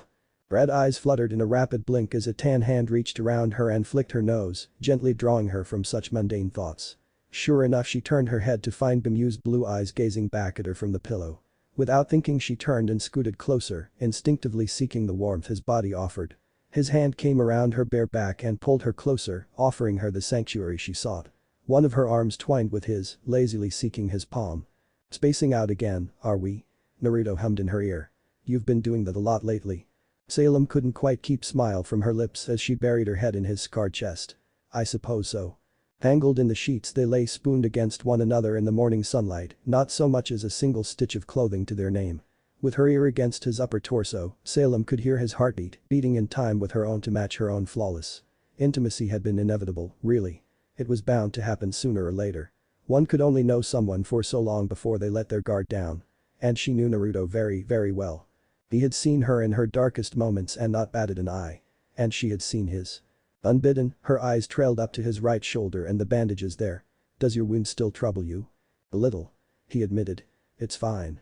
I'll be alright. Salem scowled. Will you? The god of light could not curse him as he had her, but their battle left a mark upon Naruto all the same. When he'd ripped the deity's teeth from his shoulder, he tore a bloody trench in his body. The wound would heal in time, as all things did, but she knew he would carry a scar there for the rest of his days. A small price to pay, or so Naruto said. He seemed quite spry for an injured man. Was it true, then? Had he successfully stolen some semblance of the light's power as he claimed? Who could say? No need to glare at it. He laughed. I'm fine. You said you liked scars. Salem did. They were proof of life, a legacy lived. Naruto had many while she had none, but still, how dare that thing harm her beloved? Just thinking of it stirred her anger. Remnant didn't need the brother gods anymore, wretched old fossils that they were. Their time had come and gone. This world needed someone better. Someone to guide humanity into the future once they returned. Rulers who show them the way. Yes, they should be the true gods, the leaders of this world. Naruto would be an emperor, and she, his empress. It would be the dawn of a new era. All would fear them and rejoice. They would shape the world in their image, destroy any who dared to oppose them, and would. Where had that thought come from? Salem shivered silently. She'd been having worrying thoughts like that of late, an urge to destroy everything before her. With an effort, she stamped it down. She willed the word at herself, chanting it like a mantra. Peaceful thoughts. There was no need for destruction here. She could always vent her misguided wrath on a forest or some empty field. There was no need to hurt anyone. Nothing to kill. She would not lose herself to her darker impulses. Taking a deep breath to center herself, she snuggled closer to her lover. Naruto. He quirked an eyebrow down at her. Her mouth formed a thin line.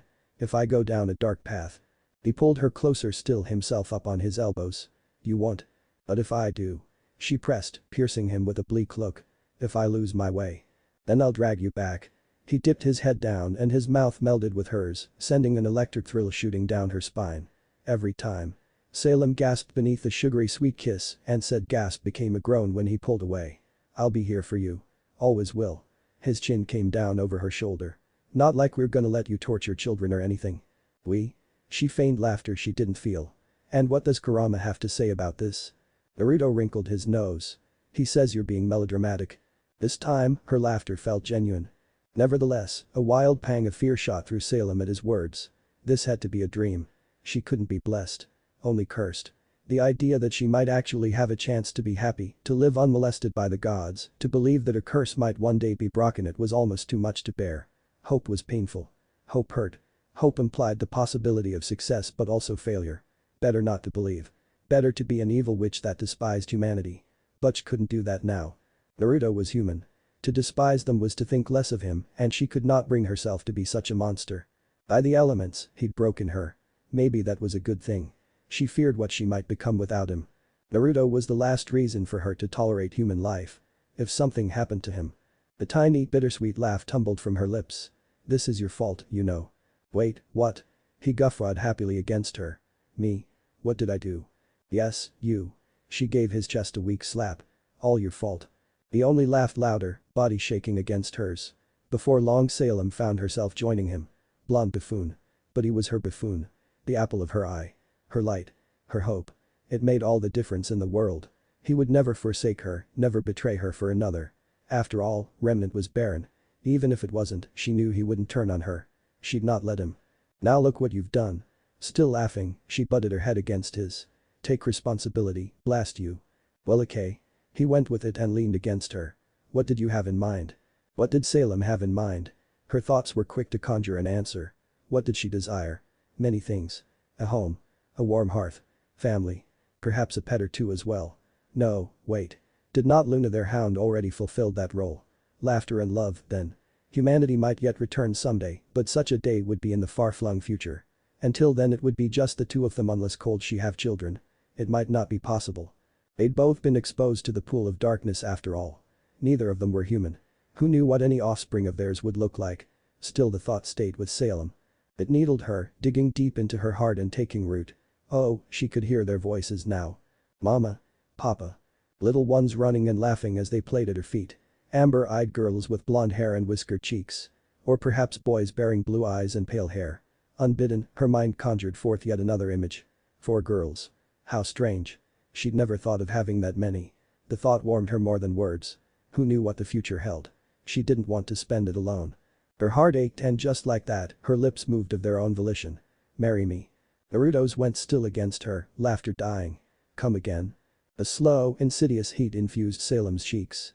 She sputtered and buried her head in his chest again, desperate to hide it. Fire and brimstone, she'd said it aloud. Curse her treacherous tongue. She hadn't meant to. What would he think of her for this? But why not, came the whisper. What's stopping you? Why not indeed? They'd spend hundreds of years together as time ground by. Thanks to that cursed pool, Naruto no longer aged. Or if he did, it was incredibly slow. They were the both of them, ageless. There was no one to object to their union.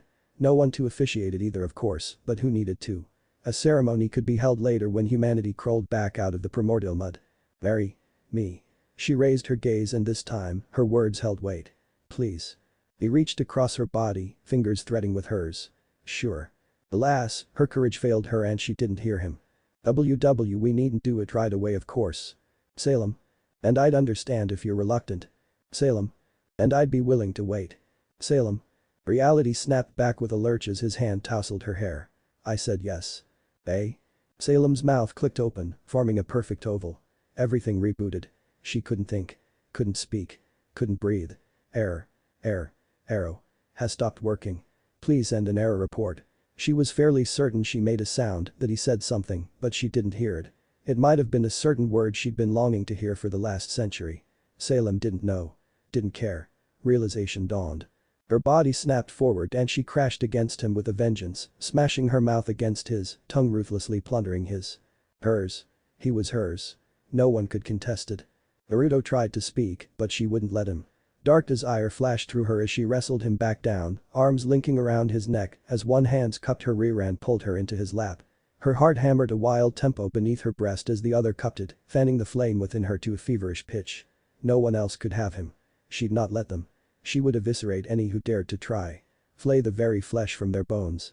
It was a frightful thought and perhaps selfish of her, but in this moment, Salem embraced it wholeheartedly. Relax.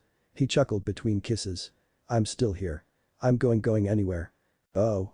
She blinked, struggling out of her lust-filled gaze. Yes. Well. That's good. Very good. Don't really know how to forge a ring, her partner continued with a grin, but I'm sure I can work something out. A laugh tumbled from her lips. Metalsmith now, are we? Nope. He raised a hand, golden flames flicking at his fingertips. Just a jack of all trades. I want children. She babbled, unable to hold the words back any longer. To start a family with you. If that's alright. Me too. He hummed. Should be nice having a kid or two running around. But can we? They hadn't tried in earnest yet. Both knew it. Both feared failure. Red eyes flashed. I suppose there's one way to find out. Salem pushed him down again and climbed atop him in the same instant, straddling him with her hips. She was well aware of how she must look in this moment.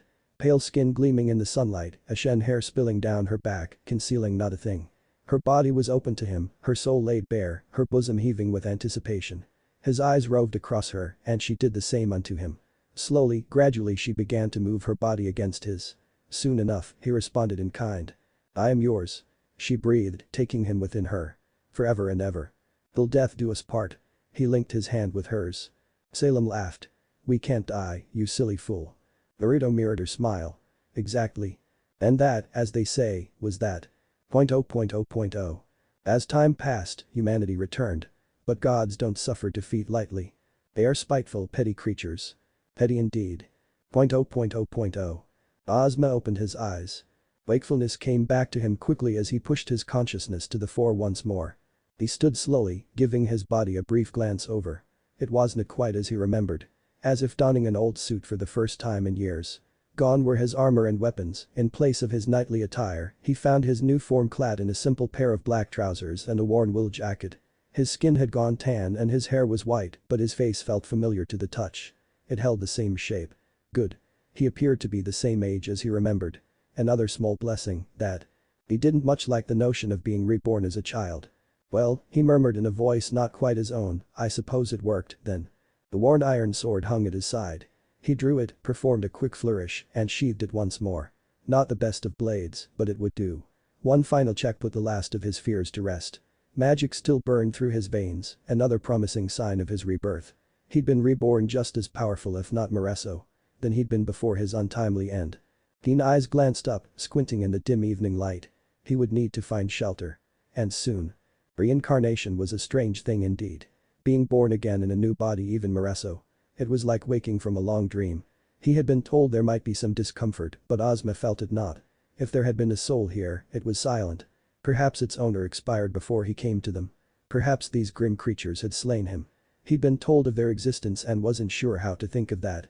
Then there was the matter of his new body. On one hand, the thought of subsuming an innocent for the chance to live again didn't necessarily sit well with his notions of chivalry. But in the same vein he was just grateful to exist again. Hopefully for more than a few minutes this time. The gods had proven themselves to be fickle in the past and he had no desire to anger them again. If doing their bidding was the price of his resurrection, then he would obey. Surrounded by naught but trees, Ozma picked a direction and wandered aimlessly through the brush, hoping to find. As he walked, his mind turned inward, finding life of its own. The god of light had asked him for his help in restoring order to a fractured realm. He had accepted for reasons of his own. They'd even been so graceful as to place him somewhere near civilization, or so they said. What reason would he have to lie? But it had left him with a warning all the same. The woman you once knew no longer exists. She has been corrupted by another. He must be destroyed. Ozma didn't want to believe it, of course. Salem was a good person. She would never be so cruel as to do the things they claimed. Surely they must be mistaken. There was no need for these relics that they had scattered about the world. If the god of light knew the truth of what he'd intended, he hadn't made a move to stop him. Perhaps that was a failure on his part. Instead he was successfully reincarnated. Or anew to bring peace to a world in which monsters ran amok and the people lived divided. And he would help them. But first. Who was this monster the god spoke of? He found himself both curious and dreading the thought in equal measure. Time had passed since he last walked the world of Remnant. What might have transpired since then? It felt like a moment since he died, but for her it may well have been eons. Was she still the same? As he pushed through the undergrowth, he came at last into a clearing. And then he saw her. She was a waif of a girl, nearly 7 years of age, all wrapped in a pretty red cloak to protect herself from the cold. Her body lay hunched over as she played with a cloth doll and a wooden horse. Hers was a cherubic visage. Pale as ash, framed by slitted amber eyes, pointed ears and the longest bluest hair Ozma had ever seen. Several scales could be gleaned on her whiskered cheeks, scattered almost piecemeal. Even her forehead seemed strange. For it bore a small red stone, gleaming the color of blood. Or was that just his imagination? Whoever she was, she clearly wasn't human. The fist-thorn of fear pricked at his heart and he stepped back. The brittle branch cracked under his boot and those strange ears perked up. In a heartbeat, she rounded on the sound on him. With a whirl of crimson cloth. Bright amber eyes regarded him for a long moment, blinking quizzically. He saw Salem in her face, or at least some strange semblance of his long-lost love. Was this the monster the gods had spoken of? The thought filled him with dread. No, it couldn't be. They'd said he and this child, strange though she seemed, was clearly of the female persuasion. This could not be the beast, so what was this strange sense of dread he felt? Hello, she waved cheerily and called to him in flawless English. Are you lost? With a hop and a skip and a jump, she bounded his way. Greetings. Ozma released a breath he hadn't realized he was holding. A smile came easy to him as she approached. Who might you be? I'm Ween. She declared, clambering to a halt just out of arm's reach. Who are you? Manners had been drilled into Ozma from birth. Reincarnated though he might be, he could not forsake them. This girl didn't seem to bear him any ill intent. He pried his fingers from the hilt of his sword, ashamed to find them there in the first place. Thankfully, the girl didn't seem to notice. Or if she did, she didn't much care. Did that make her fearless or foolish, he wondered. My name is Ozma. He introduced himself with a genteel bow. Pleased to meet you, young lady. Ooh. She giggled and clapped in delight. You're like a knight. Mama likes knights. A wistful smile began to pull at the immortal's tan visage. Does she, now? Yup. Ween swung her arms to and fro. She usually lets them go. Ozma's smile died an ugly death. I beg your pardon. No, no, no. He was getting off track here. Putting that disconcerting remark aside, he willed himself to focus. He had the girl's name and she didn't appear to be a danger to anyone other than herself. What manner of child played out in the woods at this hour? There might be wolves about. Or worse. Angry red eyes gleamed at him from the dark. Distant perhaps, but still noticeable all the same. Why did he get the distinct feeling they were glaring at him rather than the girl? Surely that was his imagination. Do you live alone in these woods? If she did, then he was bound by duty and honor to guide her onto safety. Nope. The little hybrid beamed, dashing that hope. I live with Mama and Papa. We have a house. Ozma nearly stumbled. Is that so? Do your parents have names, perchance? Mama is Mama. The girl blinked guilelessly. Papa is Papa. Well, that didn't answer his questions at all. Perhaps another, then. You live with them? Ween bobbed her head. Our house isn't far from here. Mama's making stew tonight. Ozma's stomach rumbled treacherously. He balked at it with a hint of helpless shame. Ween grinned. You can stay for supper. Our house is this way. Before he could think to protest, she took him by the hand and tugged him after her. Ween's grip was surprisingly strong for one so small. He suspected he could have escaped if he wanted to. But again, he felt no need to do any such thing. Indeed, she spoke true. It wasn't far at all. Ween's house wasn't a house at all, but rather a homely little cottage, one that had seen a good bit of repair in its day. Even from here Ozma could spy the discolored patches where boards had been replaced, walls repaired, and the like. As if someone had built it hastily at first, then decided to expand upon its construction. Whomever lived in there, a carpenter they were not. Still, he could see smoke rising from the chimney and light within one of the windows. Someone undoubtedly lived here. A giant grim lounged by the porch.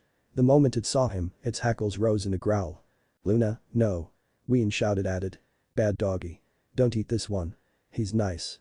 The beast huffed and laid its head back down with a whine. Humming, the little girl led him up the steps. Mommy. Daddy.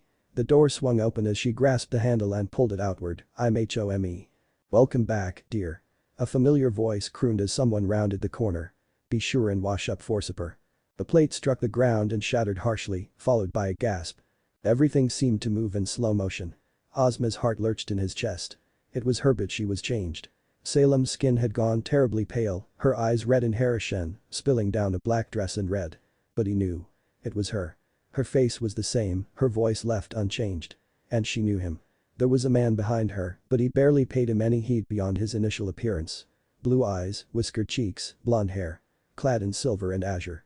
Irrelevant in the greater scheme of things, or so he first thought. Perhaps that was a mistake on his part. Salem dared a step forward. Ozma. Is that really you? How? She didn't see Naruto's smile crack behind her back. Ozma saw him and his smile did the same, fracturing ever so slightly. Daddy. Ween broke the impasse, bowled past them, and clambered into the man's waiting arms. He scooped her up with a laugh. The fracture in Ozma's mind widened just so. Yowit how? At first, it didn't quite register in Ozma's mind. How could it? Shock shattered sense. He looked down. Saw the ring upon Salem's finger, a gleaming silver band bearing a flawlessly cut ruby. His eyes swept to the young man beside her and beheld a matching ring wrapped round a finger where it shouldn't be, where it just couldn't be. But it was. His gaze rose again, wide eyes meeting hers. Hers and the sapphire eyes of the man behind her. As he looked on, he looped an arm around her waist. Salem leaned into him with a soft sigh, but her eyes never left Ozma. Not once. Perhaps she knew his pain. Perhaps not. Who could say? She did not scowl at him, nor did she scoff, demand that he leave, or do any such thing. She just looked at him. And so he spoke the words that damned Ozma's hope forever. Hello Ozma. She began slowly. Would you like to come in? Pity. Why did it have to be pity? And Ozma's world. Quite simply. Broke. Hiss of fury. No one moved. Naruto watched Ozma like a hawk. Ozma gaped back at him, a fish out of water. Salem watched them both as she awaited the latter's answer, her serene visage reflecting none of the inner turmoil she felt within. And oh, was there turmoil. Naruto felt it as keenly as if it were his own. Every bit of it. He wished he couldn't. Things would have been better if he'd lost the ability to sense negative emotions. But he couldn't and he hadn't. Even now he could feel the cloud of distress radiating off her like a physical thing. Shock. Anger. And fear. So much fear. She was absolutely terrified. Salem leaned into him and he gave her a little nudge in return. It was enough to reactivate her. Well, don't just stand there gasping. She put on a brave front, grabbed Ozma by the elbow and reeled him into their home. Come inside already. The resurrected man made a face and staggered after, but otherwise didn't offer much in the way of resistance. That was a good thing, right? And yet Naruto couldn't bring himself to lower his guard all the same. To his superior senses, Ozma was a teeming cauldron of roiling emotion, one threatening to boil over at any moment. There was shock of his own of course and relief, but anger as well. Most of it was directed at him. The dark impulse stirred within Naruto's soul. If he kept glaring at him like that. Appa? Why are you angry? Ween wriggled in his arms, capturing his attention. Such a sweet girl. She'd always been sensitive to strong emotions. That is not angry. Why don't you run along and wake up your sister? Naruto set her down and nudged her toward the stairs. We'll have dinner ready in a bit. Really? Amber eyes lit up at the prospect of food. K.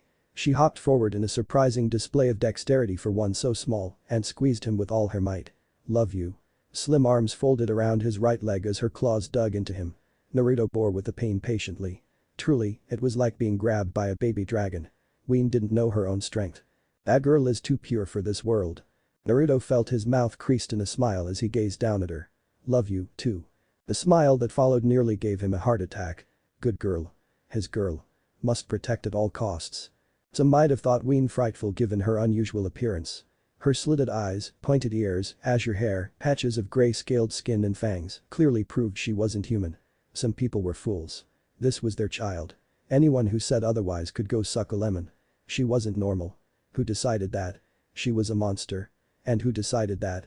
She couldn't have a happy life. Again, who decided that? He decided such things. If anyone laid hand on this little bundle of joy, the hand was coming off. And the arm besides. She was the first of their children. And she wouldn't be the last. Not if Salem had anything to say about it. Off you go, then. He tapped her forehead. Chop chop. Be right back. Naruto risked a glance back to Salem as their daughter scampered up the stairs at a pell-mell pace, bare feet slamming against the wooden steps. By now his wife and didn't he just love the ring to that had since guided Ozma to the couch, and a good thing too. Because the poor man looked fit to collapse. His tan face was pallid and one could see sweat on his brow. You look awful, she murmured. Here. Have some water. He accepted the clay cup with polite gratitude. I will, thank you. Well, no point in delaying it any longer. Schooling his face into an impassive mask, Naruto took his place on her right side. Salem leaned back into him almost immediately. Her right hand sought his and threaded her fingers through them. He felt her palm tremble within his and returned the gesture. Salem liked a touch, as if to remind herself that he was still here. Naruto loved her for her physicality. He did not, however, love the stress seeping from her thoughts right now. Right, then. Ozma, was it? So he faced the bull in the room and gripped it by the horns. How are you alive? To the naked eye, G Knight appeared to weigh his words for a long ponderous moment. Naruto's senses stretched deeper. By now he'd had centuries to perfect the art of sensing negative emotions. As such, the moment he felt Ozma even consider the possibility of lying, he pounced. No. Nope. Nah. He wasn't having it. He was already wary of the man. Any lie or attempt to mislead them wouldn't be tolerated. No falsehoods here. Tell the truth, would you kindly? He forced the words through a tight smile that had entirely too many teeth. It was intentional on his part. I'll know if you're lying. Ozma drew his own conclusion from that. Naruto let him. Ah. You have magic, then. I wasn't aware there was a survivor. That's fortunate, I suppose. What's this, now? Salem's gaze snapped to him, red eyes slitted. You would lie to me? After all this time apart? It wasn't not my intent to deceive. He hedged. Merely that my story might be too fantastic to believe. Salem arched an eyebrow. We live in an age of gods and monsters. Her tone frosted over, the warmth of her words becoming bitter frost as she gazed at the man who had once been her beloved. The former may have departed, but I wouldn't put it past them to try something. They are petty children, after all. Naruto couldn't quite hold back his snort. Children is putting it mildly. Bunch of brats in need of a good spanking, more like. Ozma made a hushing gesture. You shouldn't speak ill of the gods. They're always watching. Salem's other brow rose to regard him in thinly veiled scorn. You do realize they cursed me, do you not? Ozma deflated. That's fair, I suppose. Naruto grinned. Start talking. Ozma told them his tale, haltingly at first, but with increasing confidence when neither interrupted him. And what a tale it was. Naruto found himself gritting his teeth by the end of it. Not from what the god of light had done. Now that initial shock had abated, he realized it was something the horn bastard would do. No, it was Ozma that he was still hiding something. He didn't know what, but it was undoubtedly there, a kernel of fear among the truth. But what? He didn't know, and because he didn't know, he couldn't call him on it without seeming a jealous idiot. Salem shook her head. Hypocrites. They wouldn't revive you before, yet they did not now because it suited their needs. And what of you two? Once more, Ozma's gaze sought the rings on their intertwined hands. When did this happen? And there was the tension again. Thanks ever so much, Ozma. Try as he might, Naruto couldn't hate the man. A part of him wanted to, but he just wasn't able to commit to it. Reincarnation was bad enough, but to come back and find that life had moved on without you? He wouldn't be quick to adjust either. Hell, he'd probably feel the same if the shoe was on the other foot. Unpleasant thought, that. Eons ago. Salem gushed, her fury forgotten. He found me after I burned down a forest. Her pale face flushed faintly and she looked away. Wait, suppose you could say we hit it off from there? That's putting it mildly. Kurama scoffed. The two of you have been at it like rabbits. Honestly, it's a miracle you don't have more children. Naruto felt the tips of his ears burn pink, but Ozma persisted with his line of inquiry. And the Grimm outside. Nothing to concern yourself. She clicked her tongue. They obey us. Ozma blinked. Us. Salem's gaze swept back to Naruto. It's alright. She patted his hand. You can show him. Ozma's a good man. Would a good man keep secrets? Would a good man lie? Would a good man glare at him like that? Words bubbled in the back of his head, ready to leap to his tongue. He bit back the retort and conceded the point. The sooner they got this over with, the sooner their lives could resume. With a long suffering, he reached deep inside himself, releasing the ironclad control he held over his appearance. These days it became more and more difficult to force it back and appear human. His body was grim. It wanted to be grim no matter how much he liked his old looks. Kurama was lucky in that regard. Their little dip had only made him a bit snarkier. His physical form hadn't changed a bit. By contrast, Naruto's change came quickly once he allowed it. In truth, he barely felt a thing. Blue eyes seared red and his skin turned pale as visible vermilion veins crawled through his whiskered cheeks.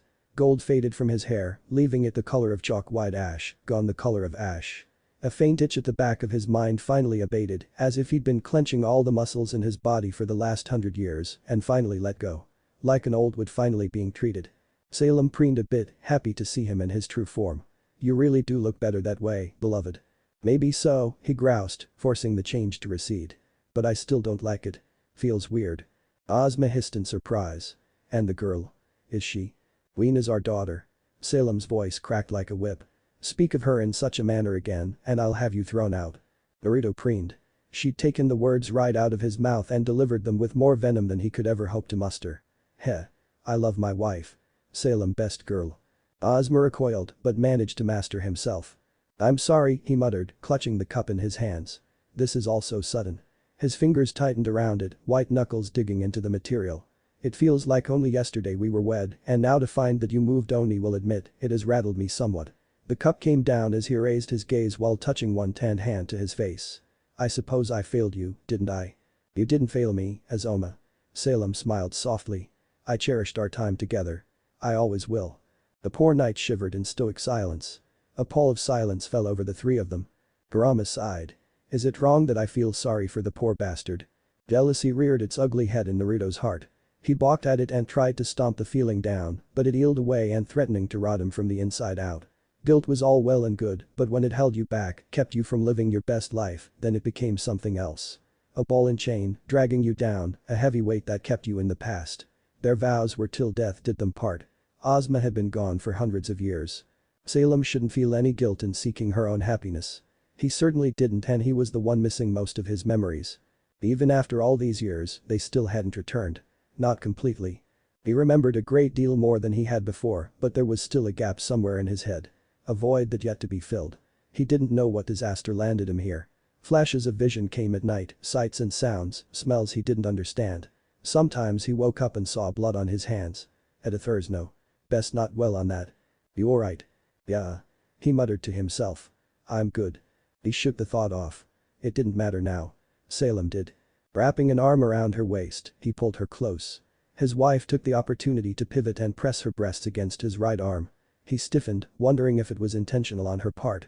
The faintest smile at the corner of her mouth told him all he needed to know. She knew what she was doing to him, rather, the effect she was having upon him. Irk. Wicked woman. Perhaps it was petty of him, but he tugged her that much closer. Envy wasn't a feeling he liked, but he knew how to silence it all the same. For what it's worth, I understand where you're coming from. No, he didn't. Not at all. He lied to Ozma anyway, even as the knight stared him down. Thank you for saving Salem from her tower. Your actions do you credit. And he meant that. He really did. If not for Ozma, they never would have met.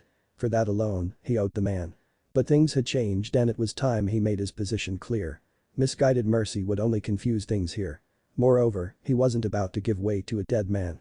Maybe if Ozma had returned shortly after his arrival, he might have done so. Eternity was a terrible thing to spend along, and he'd lived centuries with Salem. To give that up now, to simply make way for someone else. No. Not happening. They do, don't they? Ozma blew out a weary breath. I had hoped to reconcile with you and use the relics to help mankind, but… Relics? Salem perked up, eyes flashing. What relics? Despite the distrust between the two of them, Ozma wasn't able to deny Salem. He told her what he knew, sparse though it was. These relics were 4 mystical items of great power that, when reunited, would summon the brother gods back to this world to judge humanity. It beggared belief. But the words rang true. Naruto exchanged a long lingering look with Salem. He knew they were of the same mind and shared the same thought. The way to drag the gods back to remnant. Were the brothers truly so arrogant as to make such a method? He supposed they knew the answer. The idea of humanity's second destruction was something to be feared, but only so long as the gods were allowed to enact it. Even the god of darkness required several seconds before he wiped the world clean. Salem had told him her tale already. They could use that. These gods were not so omnipotent nor omniscient as they seemed. They could be bested. Deceived. Naruto had seen it firsthand with the god of light and Salem had done so before, tricking the god of darkness. What do you think, Kurama? Naruto shot a thought inward. We beat one before. Think we can take them both at the same time? HRMMPH. Easily. The god of light is likely still weak. It's only his brother we need concern ourselves of. Well, what are we waiting for? Salem slammed to her feet. Let's gather them. Ozma balked. Pardon? Surely, you jest. We cannot simply. What's a relic? All eyes turned as Ween crept back into the living room. Once again, Ozma flinched at the sight of her and this time, she ignored him. Is it a shiny thing? Can I have one? Naruto scooted to one side as she clambered over and tucked herself between them.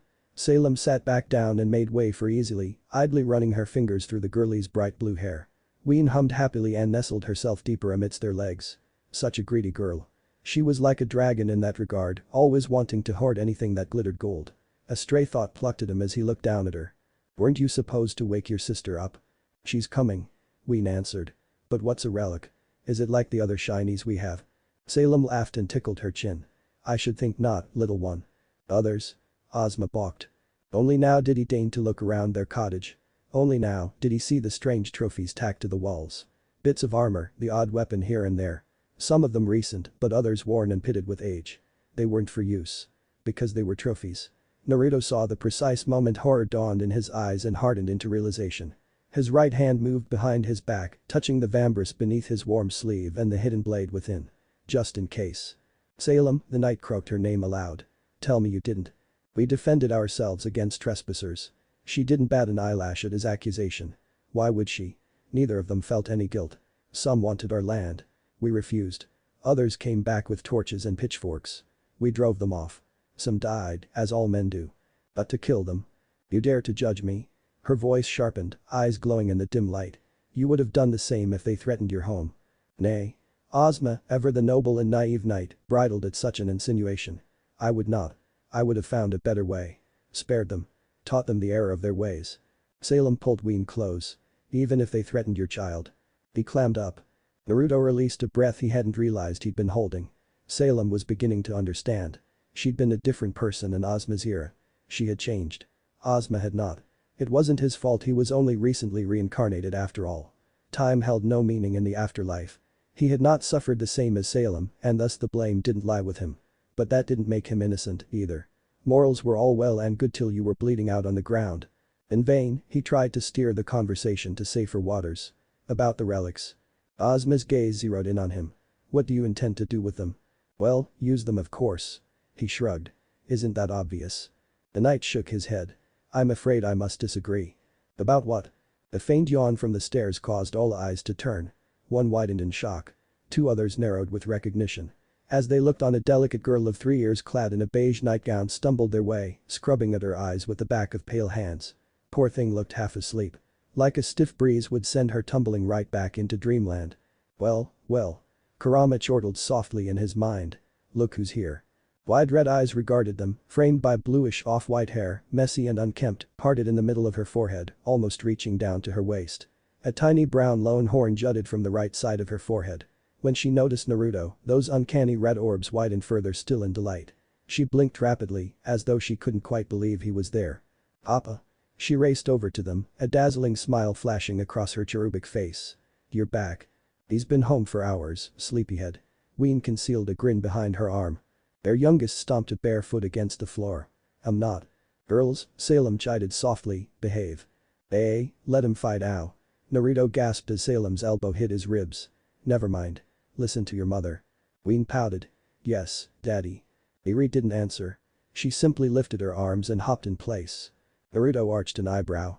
And what does my little princess want? Up. With a laugh he swung her up into his arms and planted her in his lap. She looked up and over her shoulder to grin at him. Ween pouted, only to yelp as Salem pulled the girl atop hers. Any protests were soon mollified as she began to stroke her scalp. The older girl's eyes fluttered shut in naked bliss.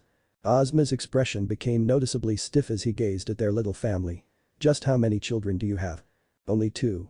Salem touched a hand to her stomach. We're trying for a third. Abruptly, her expression hardened. Come, let's not dance around this. The relics. We need to gather them and summon the gods. Surely you'll help us in this. You want to? The knight jerked back in his seat, aghast. You'll doom us all. No, I won't. Naruto snapped, already irritated by Ozma's outburst. I'll drag the gods down here, beat them and lift Salem's curse. This world is better off without them. Now where are the relics? Madman. Ozma burst from his chair and flung up his hands. Even if I knew I'd not tell you. I won't let you risk humanity like this. You can't win against gods. Naruto shooed Eri off his lap and gently nudged her into Salem's arms. He stood slowly, uncaring as the couch creaked behind him. One of them murmured something, but he didn't hear them. He only had eyes for the night before him. Ozma glared back at him, then up as the blonde rose to his full towering height. Have. He leaned forward, looming over him. Where's your faith? He had none. They were right about you were a monster. Oh? Naruto cocked his head and pounced on the slip. And what did the gods say about little old me? No need for secrets now. A hand came down, clamping on the tan man's shoulder. Did they tell you I pounded one of them into the ground? When he only received a baffled look, his grin grew. No. I thought not. They're playing you, Ozma. Wake up. A hint of something flashed through the sage's eye. Naruto prayed that it was wisdom. They didn't have to do this. Surely he knew that. Ozma batted his hand away and shattered that hope alongside so many others. The air boiled with tension. Their children whimpered and sought shelter behind the couch. Something in Salem stirred. I think it's best that you leave. She stood slowly. Before you are made to leave. Ozma flinched. Salem, please. This is your last warning. You. Naruto wasn't at all surprised when the knight's gaze sought him instead. You've corrupted her. She was never like this before. Corrupted? Anger stirred in his heart and the gloves came flying off. Are you kidding me? He stormed forward and Ozma mirrored the motion, no doubt fearing his intention. He was right too. The blonde stormed forward to slam his forehead against the knight's own. That's bullshit. He roared in his face. I saved her. You were gone. You were dead. I got better. As did I, Salem whispered. Both men rounded on her at once. Serene red eyes gazed back at them. Naruto winced, knowing full well what was coming. Even Kurama flinched within him. This is going to end poorly, isn't it? Yup. Best brace yourself. I loved you, Ozma. His wife spoke calmly and clearly into the silence that followed without a glimmer of hesitation. A part of me always will. But I will not abandon my children. He tried to speak, but she silenced him with a snarl. Till death do us part. Those were our vows. You died. I couldn't follow you into the afterlife. I tried. Her voice broke, but she reined herself in with a shake of the head. I missed you. I mourned you. For nearly 1,000 years I held vigil in your name. Every day I suffered. Would you have me continue to suffer? Would you deny me the end I seek? His anger faltered. No, of course not. Then accept that I have moved on. Scarlet slits burned in the dark as she offered him her hand. Join us. Help us. Find your own happiness or continue to be a puppet of the gods. Her words seemed to break the battered man. I'm not their puppet. I am their champion. Definitely a puppet. And he didn't even realize it. So be it. We'll find the relics on our own then. Salem turned away and pulled their daughters close. Leave, Ozma. Now. You are no longer welcome here. I'll not let you do this. He made a desperate for her, only to find his hand slapped away in turn. You cannot stop us. Eyes like ice froze him where he stood. Nor our army. Naruto sighed. Salem, no need to terrifying him. No. I've had enough. She glared at him.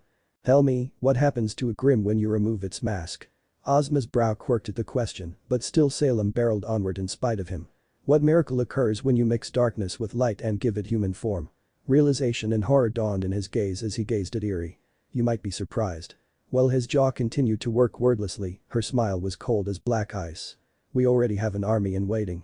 Soon, they will be a living, breathing, thinking army. We can create more at any time.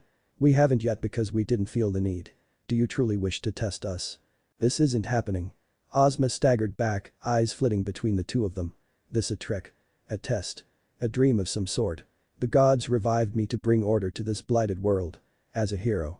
You're not acting like a hero. Naruto warned. And you're scaring the children. You heard her. Leave. You knave.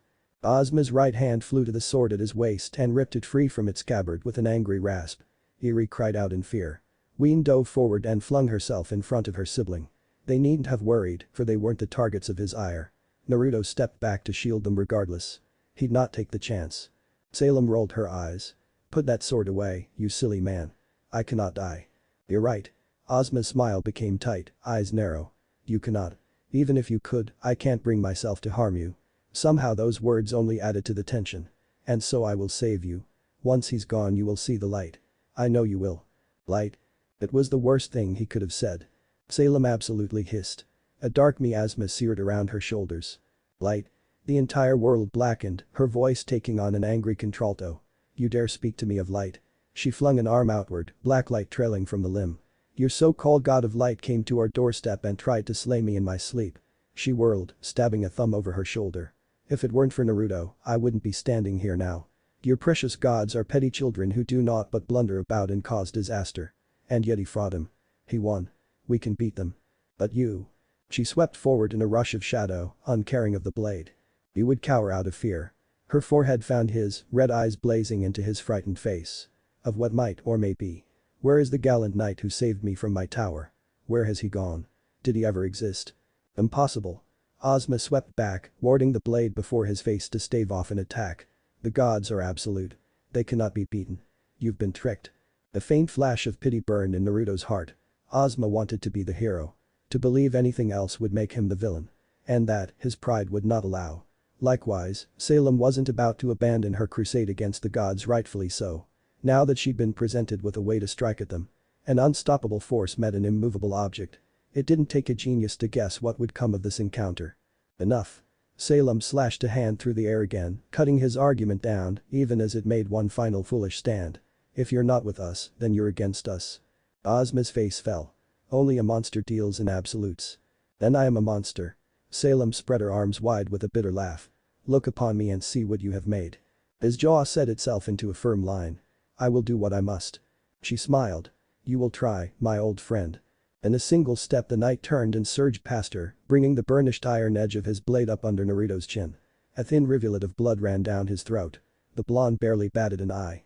He could think of a dozen different ways to snap that blade and bury it in Ozma's chest.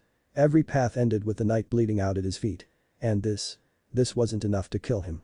Rather than attack he stood there, uncaring of the cruel bite of iron against his flesh. For there was another reason he stayed his hand. Ozma was making the case against himself more than he ever could. Coward. Salem howled at her former husband. Your fight is with me, not him. You were right. Ozma declared. I cannot hurt you. But the same cannot be said of him. He was not cursed by the gods. He can die. I will save you, Salem. Even if it costs me this. And that was enough.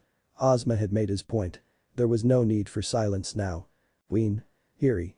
Naruto raised his gaze, his eyes gone red once again, rimmed by black. Close your eyes and cover your ears. Salem flung out an arm. No. To his credit, Ozma reacted quickly. Even as the girls responded, a bolt of light burst from the tip of his sword and burned into Naruto's body with all the force of a lightning storm. He didn't even have words for the pain that followed. Every muscle clamped down as one. Sparks snarled between his teeth and into his skull. And in that instant, he remembered. Everything.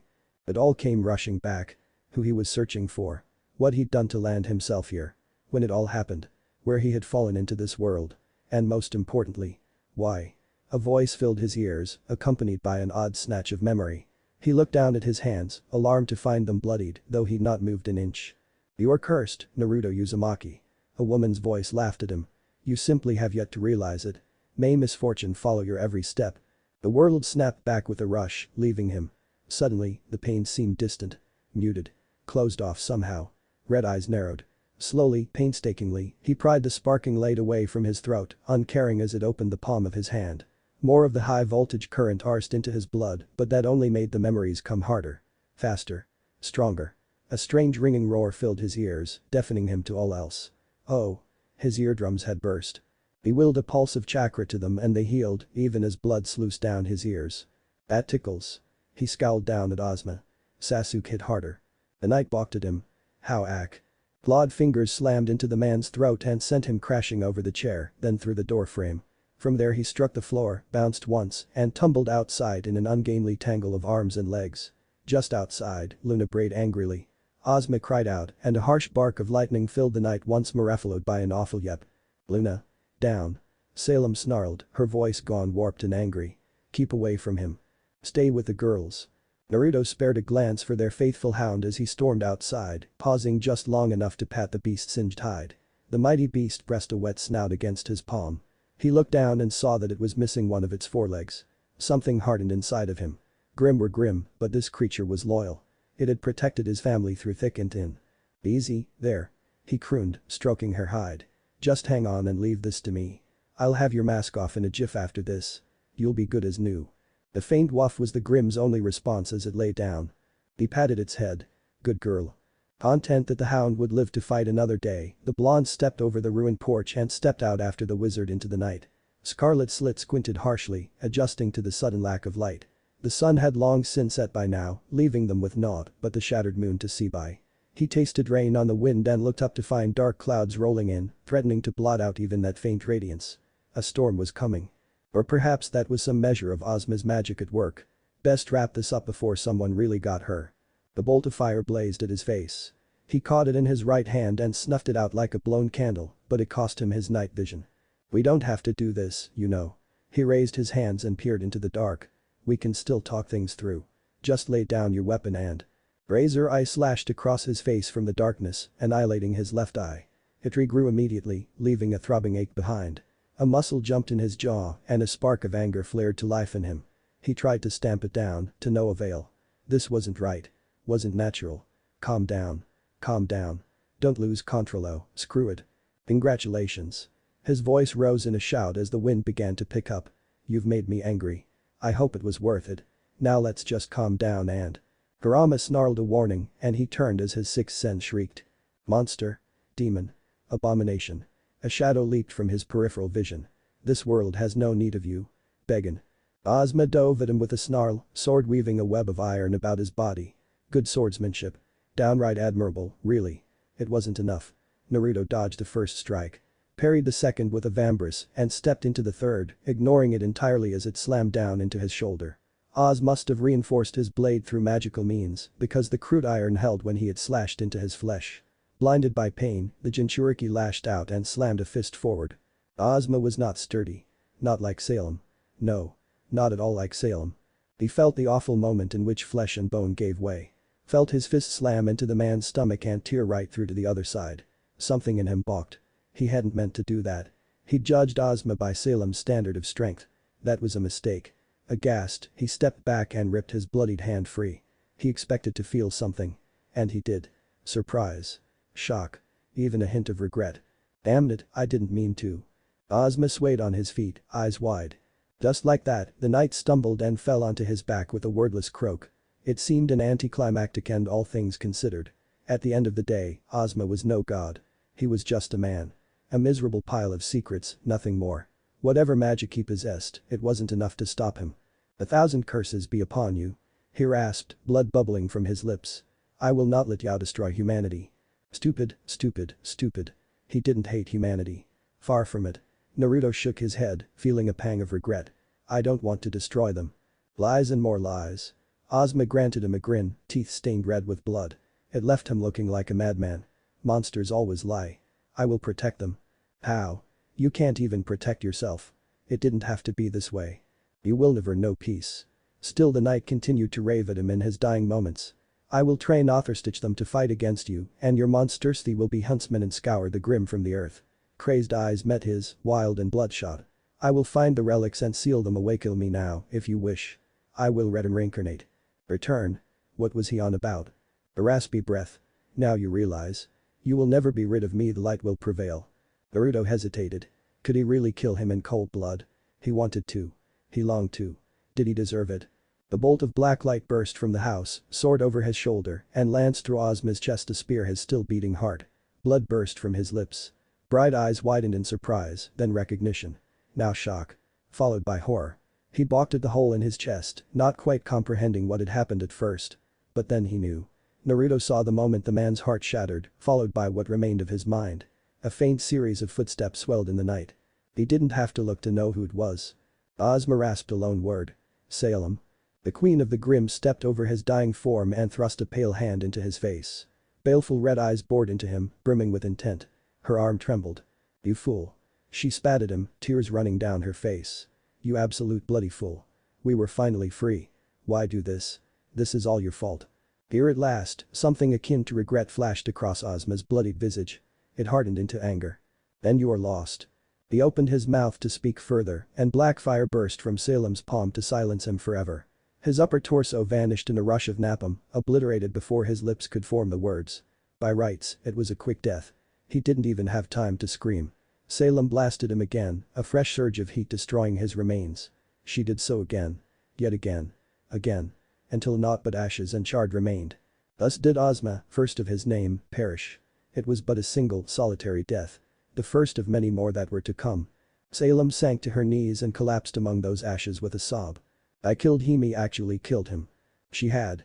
This was going to give her nightmares all over again. Blank red eyes gazed right past him. Wee did it have to be this way? Books tend to romanticize the art of crying.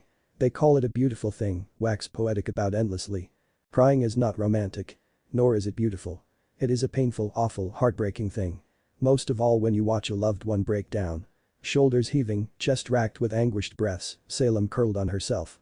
She screamed and shouted and shrieked, tearing at the ground with her hands, little bursts of magic shooting from her fingers to scare the landscape. Her lips moved, trying to form words, to offer some semblance of speech, but only a wail escaped her. Why? Salem wasn't merely weeping for Ozma or the past they'd shared. After so long she'd been given hope in the form of the relics, only to have it snatched away again. The pain was too much to bear. Remnant was a massive world with multiple continents. Oceans. Plains. Mountains. They could be anywhere. No one knew the exact location of the relics. It could take centuries to find them. Millennia, even. Even if his shadow clone scoured every inch of the world, every nook and cranny, it would take time. Time in which they and their descendants would be harassed by Ozma and his ilk, time in which they were forced to fend off a nemesis, would reincarnate endlessly. It wasn't fair. Not a bit of it. When Naruto dared to lay a hand on Salem's shoulder, she rounded on him with wild eyes. She didn't see him. In her madness, she looked right through him. Her hand lashed out. He caught her hand and drew her close, pulling her chin over his shoulder. She collapsed against him, fighting at first, then growling calm as he held tight to her. You're alright. He whispered, stroking the small of her back. You're going to be Albert. We'll find a way out of this. She hiccuped softly. Damn him, the gods to give us hope, then snatch it away. Naruto didn't trust himself to speak further. He simply held her, and she him. Her tears stained his ruined jacket, and still, he didn't let go. I hate them, I hate them, I hate them. It's alright. He rasped. I do, too. Ozma's parting words also rankled Naruto's heart. By all rights this was a victory. They were alive. Ozma was likely reincarnating as an infant somewhere, if his threats were to be believed. He wouldn't be a real danger for some time. They were alive. The girls were alive, hiding inside under Luna's watchful gaze. So why did it feel like defeat? He will never know peace. It left a bitter taste in his mouth for all the wrong reasons. Eerie and Ween were going to be terrified of humanity after this. He'd have to go back inside and console them in the vain hope that they wouldn't be scarred from this encounter. And then what would they do? Hide away in the woods again? Let the gods steal away their happiness? Piss on that. Ozma wanted to find the relics. Hide them away. Turn the world against them. Not happening. Blue eyes flashed as he stood, pulling Salem with him. We won't let him win. The blonde pinched the brow of his nose with a drawn-out sigh. If that's how he wants to play, let's play. We'll make something better. He gazed at his hand, saw something he didn't like there, and made a fist. If he's going to make these huntsmen of his, then we'll show him. We've got centuries ahead of us. That's time enough to stop him. Bewat. I know that look. Salem leaned against his side, her voice still hoarse from her tears. What are you thinking? Naruto didn't answer her. Not at first. Wait. Kurama knew at once. You're serious about this idea of yours? This isn't something you can't take back. Was he? Not at all. He would have been happy living a quiet life in the countryside. Ozma and the gods would never let that happen. He knew that now. It was time he took the initiative. Time he made changes of his own, for better or worse. They would need to be careful about this. Very careful indeed. It would take time. But then again, they had all the time in the world, didn't they? Remnant was broken and fractured, little more than a band of warring fools. Someone needed to bring order. Did he dare allow that order to be Ozma's? He knew his answer. Naruto forced the trembling fingers of his hand into a fist. I won't let him win.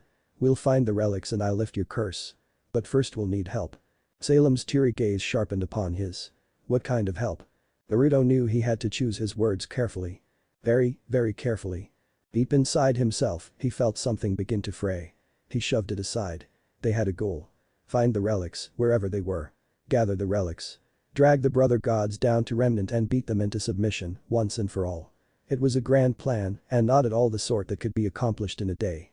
They would need help of course, more than his shadow clones could provide. They needed allies. Not many, but enough to turn the tide in their favor. Enough to safeguard the future.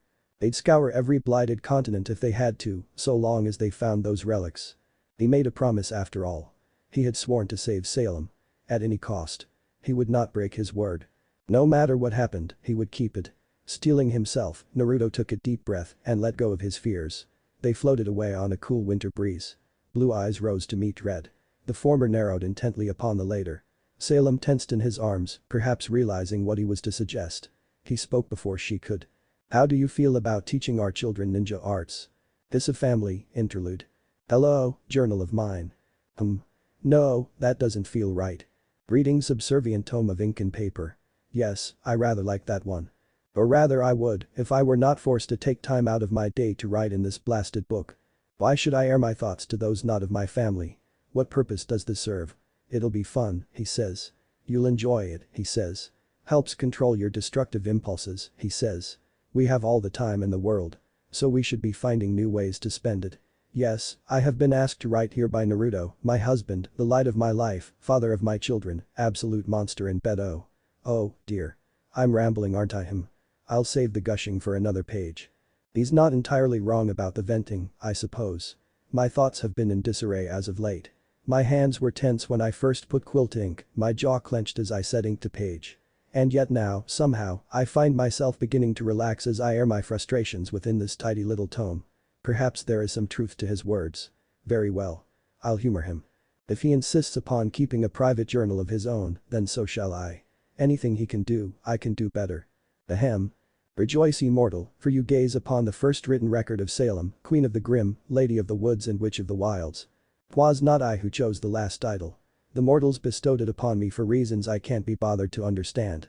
Naruto's gained titles of his own, naturally. More than I, and I've not the time to list them all here. They call him King of the Grim. The Golden One. Warden of the East. Protector of the innocent. Destroyer of gods. Truth be told, I prefer the first one. It matches mine. Our followers agree. You see, we have something of a following now. Only a few dozen worshippers, but their ranks swell with each passing year. Kill enough people and eventually some will start to notice you. Save even more and they begin offer you tribute. Protect them, offer them food and shelter with safety from the grim. Why, they'll follow you to the very ends of the earth. We've done just that. My dear husband would rather save than slay, but to each their own, I suppose. This was his idea to begin with. We are as gods to these mortals. We have begun to live in their world, to aid them, talk with them, walk among them.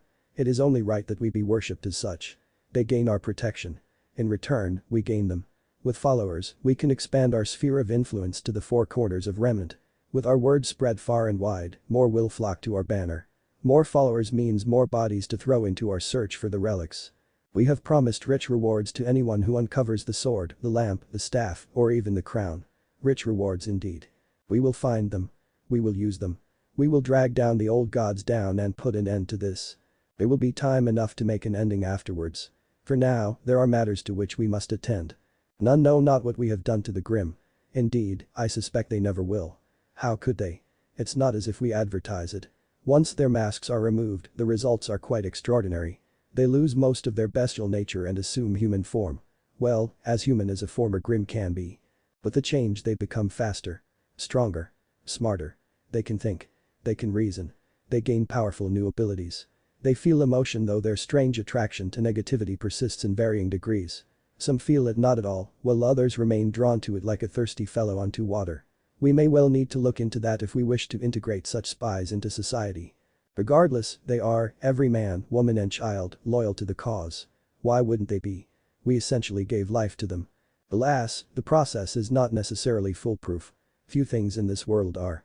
Sometimes a Grimm survives the loss of its mask and transcends its sense of self. Sometimes it doesn't. Sometimes it will go feral days after the fact and must be put down. Some are content to remain as the beasts they are. We do not force the change upon them. Blending light and dark. Who would have thought of it? Naruto and I are treading new ground and the possibilities are endless. After all, it's not every day one creates a new race from scratch. It's heady work. Luna has them well enough in hand. As the first she's leading them through training exercises. For the time being, we're calling this new race Frontis. Bit of a working title I suppose, but it will do. Soon, we will have an army. Now is the time to strike. Now is the time to launch our first operation.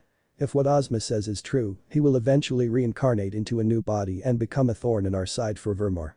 Will he be reborn as an infant or an adult, I wonder. We don't know. Regardless, he will come for us. For our girls. He will not be satisfied until he has wiped our kind from the face of the earth. I will not let that happen. Well, that's one quill broken. Time to use another. But I digress. Our family has grown. We welcomed our fourth child only 7 summers ago, only 3 years after our third. Naruto wonders if we should stop. Why? I once told him I wanted 9 children. Kurama found that amusing at the time. My husband laughed. He thought I was joking. Well, the joke, as they say, is on him. I did not speak in jest. In any case, we've named our youngest Morrigan. Such a clever little girl. Always asking questions, always eager to learn, always seeking to improve her station.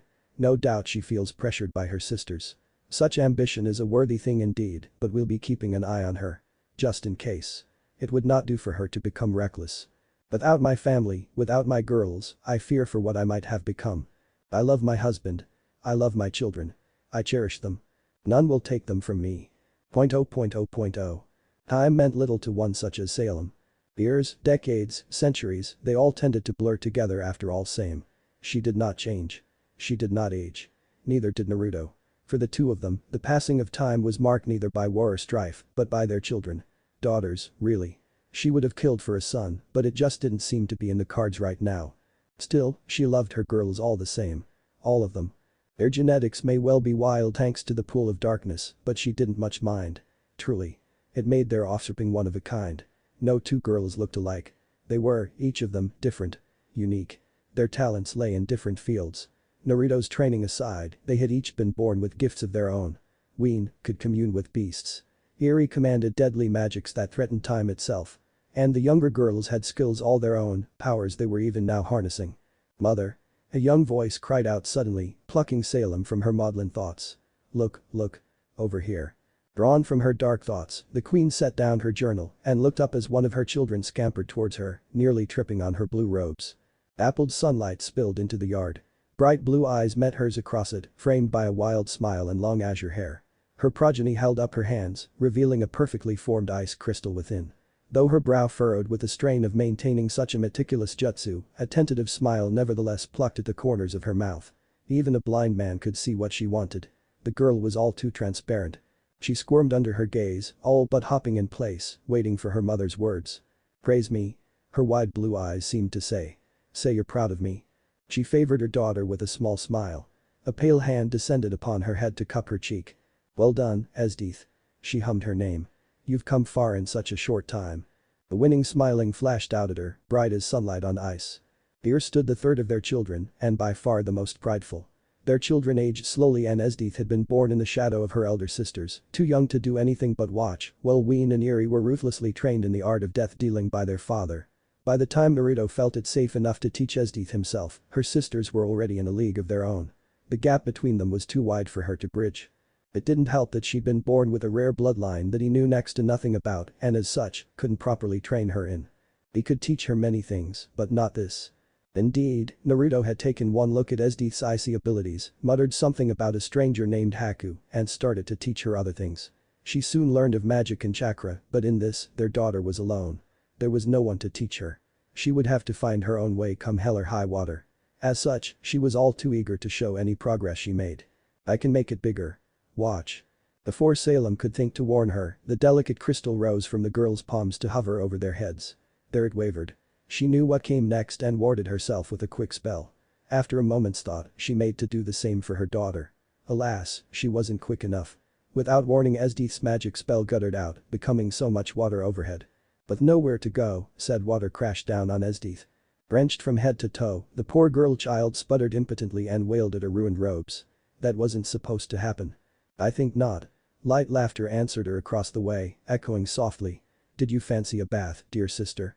"Shut up, Morgan." Esdeath rounded on them, teeth clenched with anger. "Yow, you distracted me." "I?" Salem's youngest wrinkled her nose and rose, leaving her little herb garden unattended for the first time in weeks. "I did no such thing. 'Tis not my fault you have the self-control of a child. I'm older than you." The rejoin proved swift and merciless. In body, perhaps. Not mind. Salem watched her children squabble with a soft smile.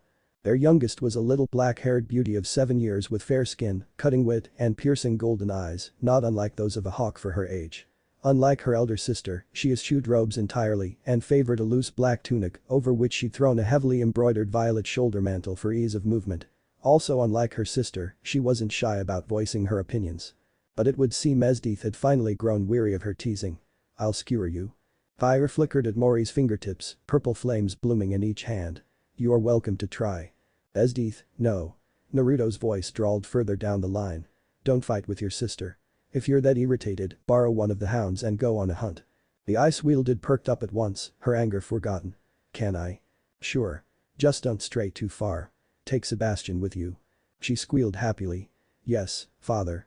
"And change your robes." Salem quirked a brow as the gleeful girl scampered off toward the stables. Had that been her goal all along? She tutted softly, shaking her head. Honestly, that girl. She only ever listened to Naruto. Ween and Eri drove her to distraction. Such a shame they were such good girls, but stick the 4 of them together and they became quite competitive. Thankfully those 2 were sleeping off last night's training back in the house. Crisis averted there. For now, that left her with a very cross Morgan. "Come here, child." She called to her youngest. The girl didn't move. She blurred. Salem patted one knee and tried not to squeal when her youngest all but bounded into her lap. It was the easiest thing to balance her slight weight against one knee. She'd never get tired of that. Ween and Eri were too old for such now and seldom home, ever eager to go on adventures of their own. It wouldn't be long before they discovered boys. Sage preserved them. But for all her fire and fuss, Mori was very much a mommy's girl. She liked to be pampered and preened like any other girl, as was her right. She was a child of 2 demigods. Pride was her right. Yet there was still much for her to learn. "Do you know why your sister was angry with you?" Morgan shook her head. "We are family, dear girl." Salem clicked her tongue as she pulled a comb from her belt pouch. "You insulted Esdeath and wounded her pride. She's a prideful girl and worked hard to get where she is now. Surely you can see that." Her little sparrow hummed and kicked her legs quietly, eyes sliding shut as her mother began to brush her midnight tresses with slow strokes. Every girl liked having their hair brushed, and Morgan was no exception. She took good care of her hair and it had grown long indeed. Finally, she found her voice. Perhaps she should grow thicker skin. Salem set the brush down and flicked the back of her daughter's forehead. "Morgan." The child quelled under her glare. "Sorry, mother." "Don't be sorry." Salem tucked her closer. "Be better." We have enemies enough without fighting among ourselves. Why, though? Morrigan demanded. What an curious child. When she spoke again, her voice was very small. Why do they hunt us, mother? Salem's throat closed. She disliked that question. Why were they hunted? Why were they hated? Why couldn't they be normal? What could she tell her? The truth. Sometimes the truth was too painful. She never had an answer, or at least none that would satisfy Morrigan. Someday, she and her sisters would venture out into the world. What would they see? What would they find? Would they be shunned? Would they be ridiculed? Would they be hunted or worse? She tried not to think over much of such things, but they had begun to haunt her thoughts as of late. Sensing her disquiet, Morrigan frowned. Mother. Because they fear what they do not understand. A familiar voice answered for Salem, rescuing her. It's human nature. Give them a chance, and they may surprise you. Your mother certainly surprised me. Red eyes flicked northward. Although his tunic and breeches were stained with dirt and his sleeves torn from training their acolytes, Naruto looked much as he always had. His eyes were a bit harder, his smile careworn, and he'd begun to grow a beard which soon be shaved if Salem had anything to say about it. But in the physical sense, he was every bit as she remembered him. Truly he had not aged a day. He'd even left a few buttons undone, exposing the taut plane of his chest. My. Her tongue flitted out, wetting her lips before she remembered she was holding Morrigan. Blasted. If there was one thing she regretted about having children, it was that she couldn't simply ravish him on the spot these days. Wouldn't want to scar the girls. Once again, she counted herself thankful that Ween and Eri were sound asleep. No doubt they'd make a meal of this. Morrigan may not resemble either of them, but she was undoubtedly Salem's child. Of that, there could be no doubt. She had Naruto's inquisitive spirit. Sure enough, the girl brightened when she saw her father approaching. Indeed, her golden eyes all but danced as the blonde sat down behind Salem.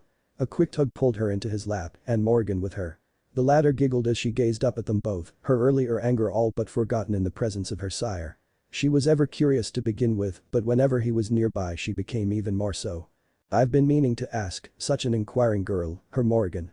How did you and mother meet? In years to come, that wouldn't change. She never told me the story, and I wish to know. Oh? Naruto wiggled a brow as he pulled Salem closer. It's quite the tale. He nuzzled her neck. Do you want me to tell it, or your mother? I wish for you to tell it, father. Then, after a moment's pause, Morrigan added almost girlishly, you do the best voices. Naruto smiled as Salem leaned into his embrace. Well, it all began a long time ago. This was her family. She would protect them. All of them. Nothing would harm the blood of her blood. So she swore. What if Naruto has harem with Cinder Emerald and Salem? End here, and thanks for watching my video till the end.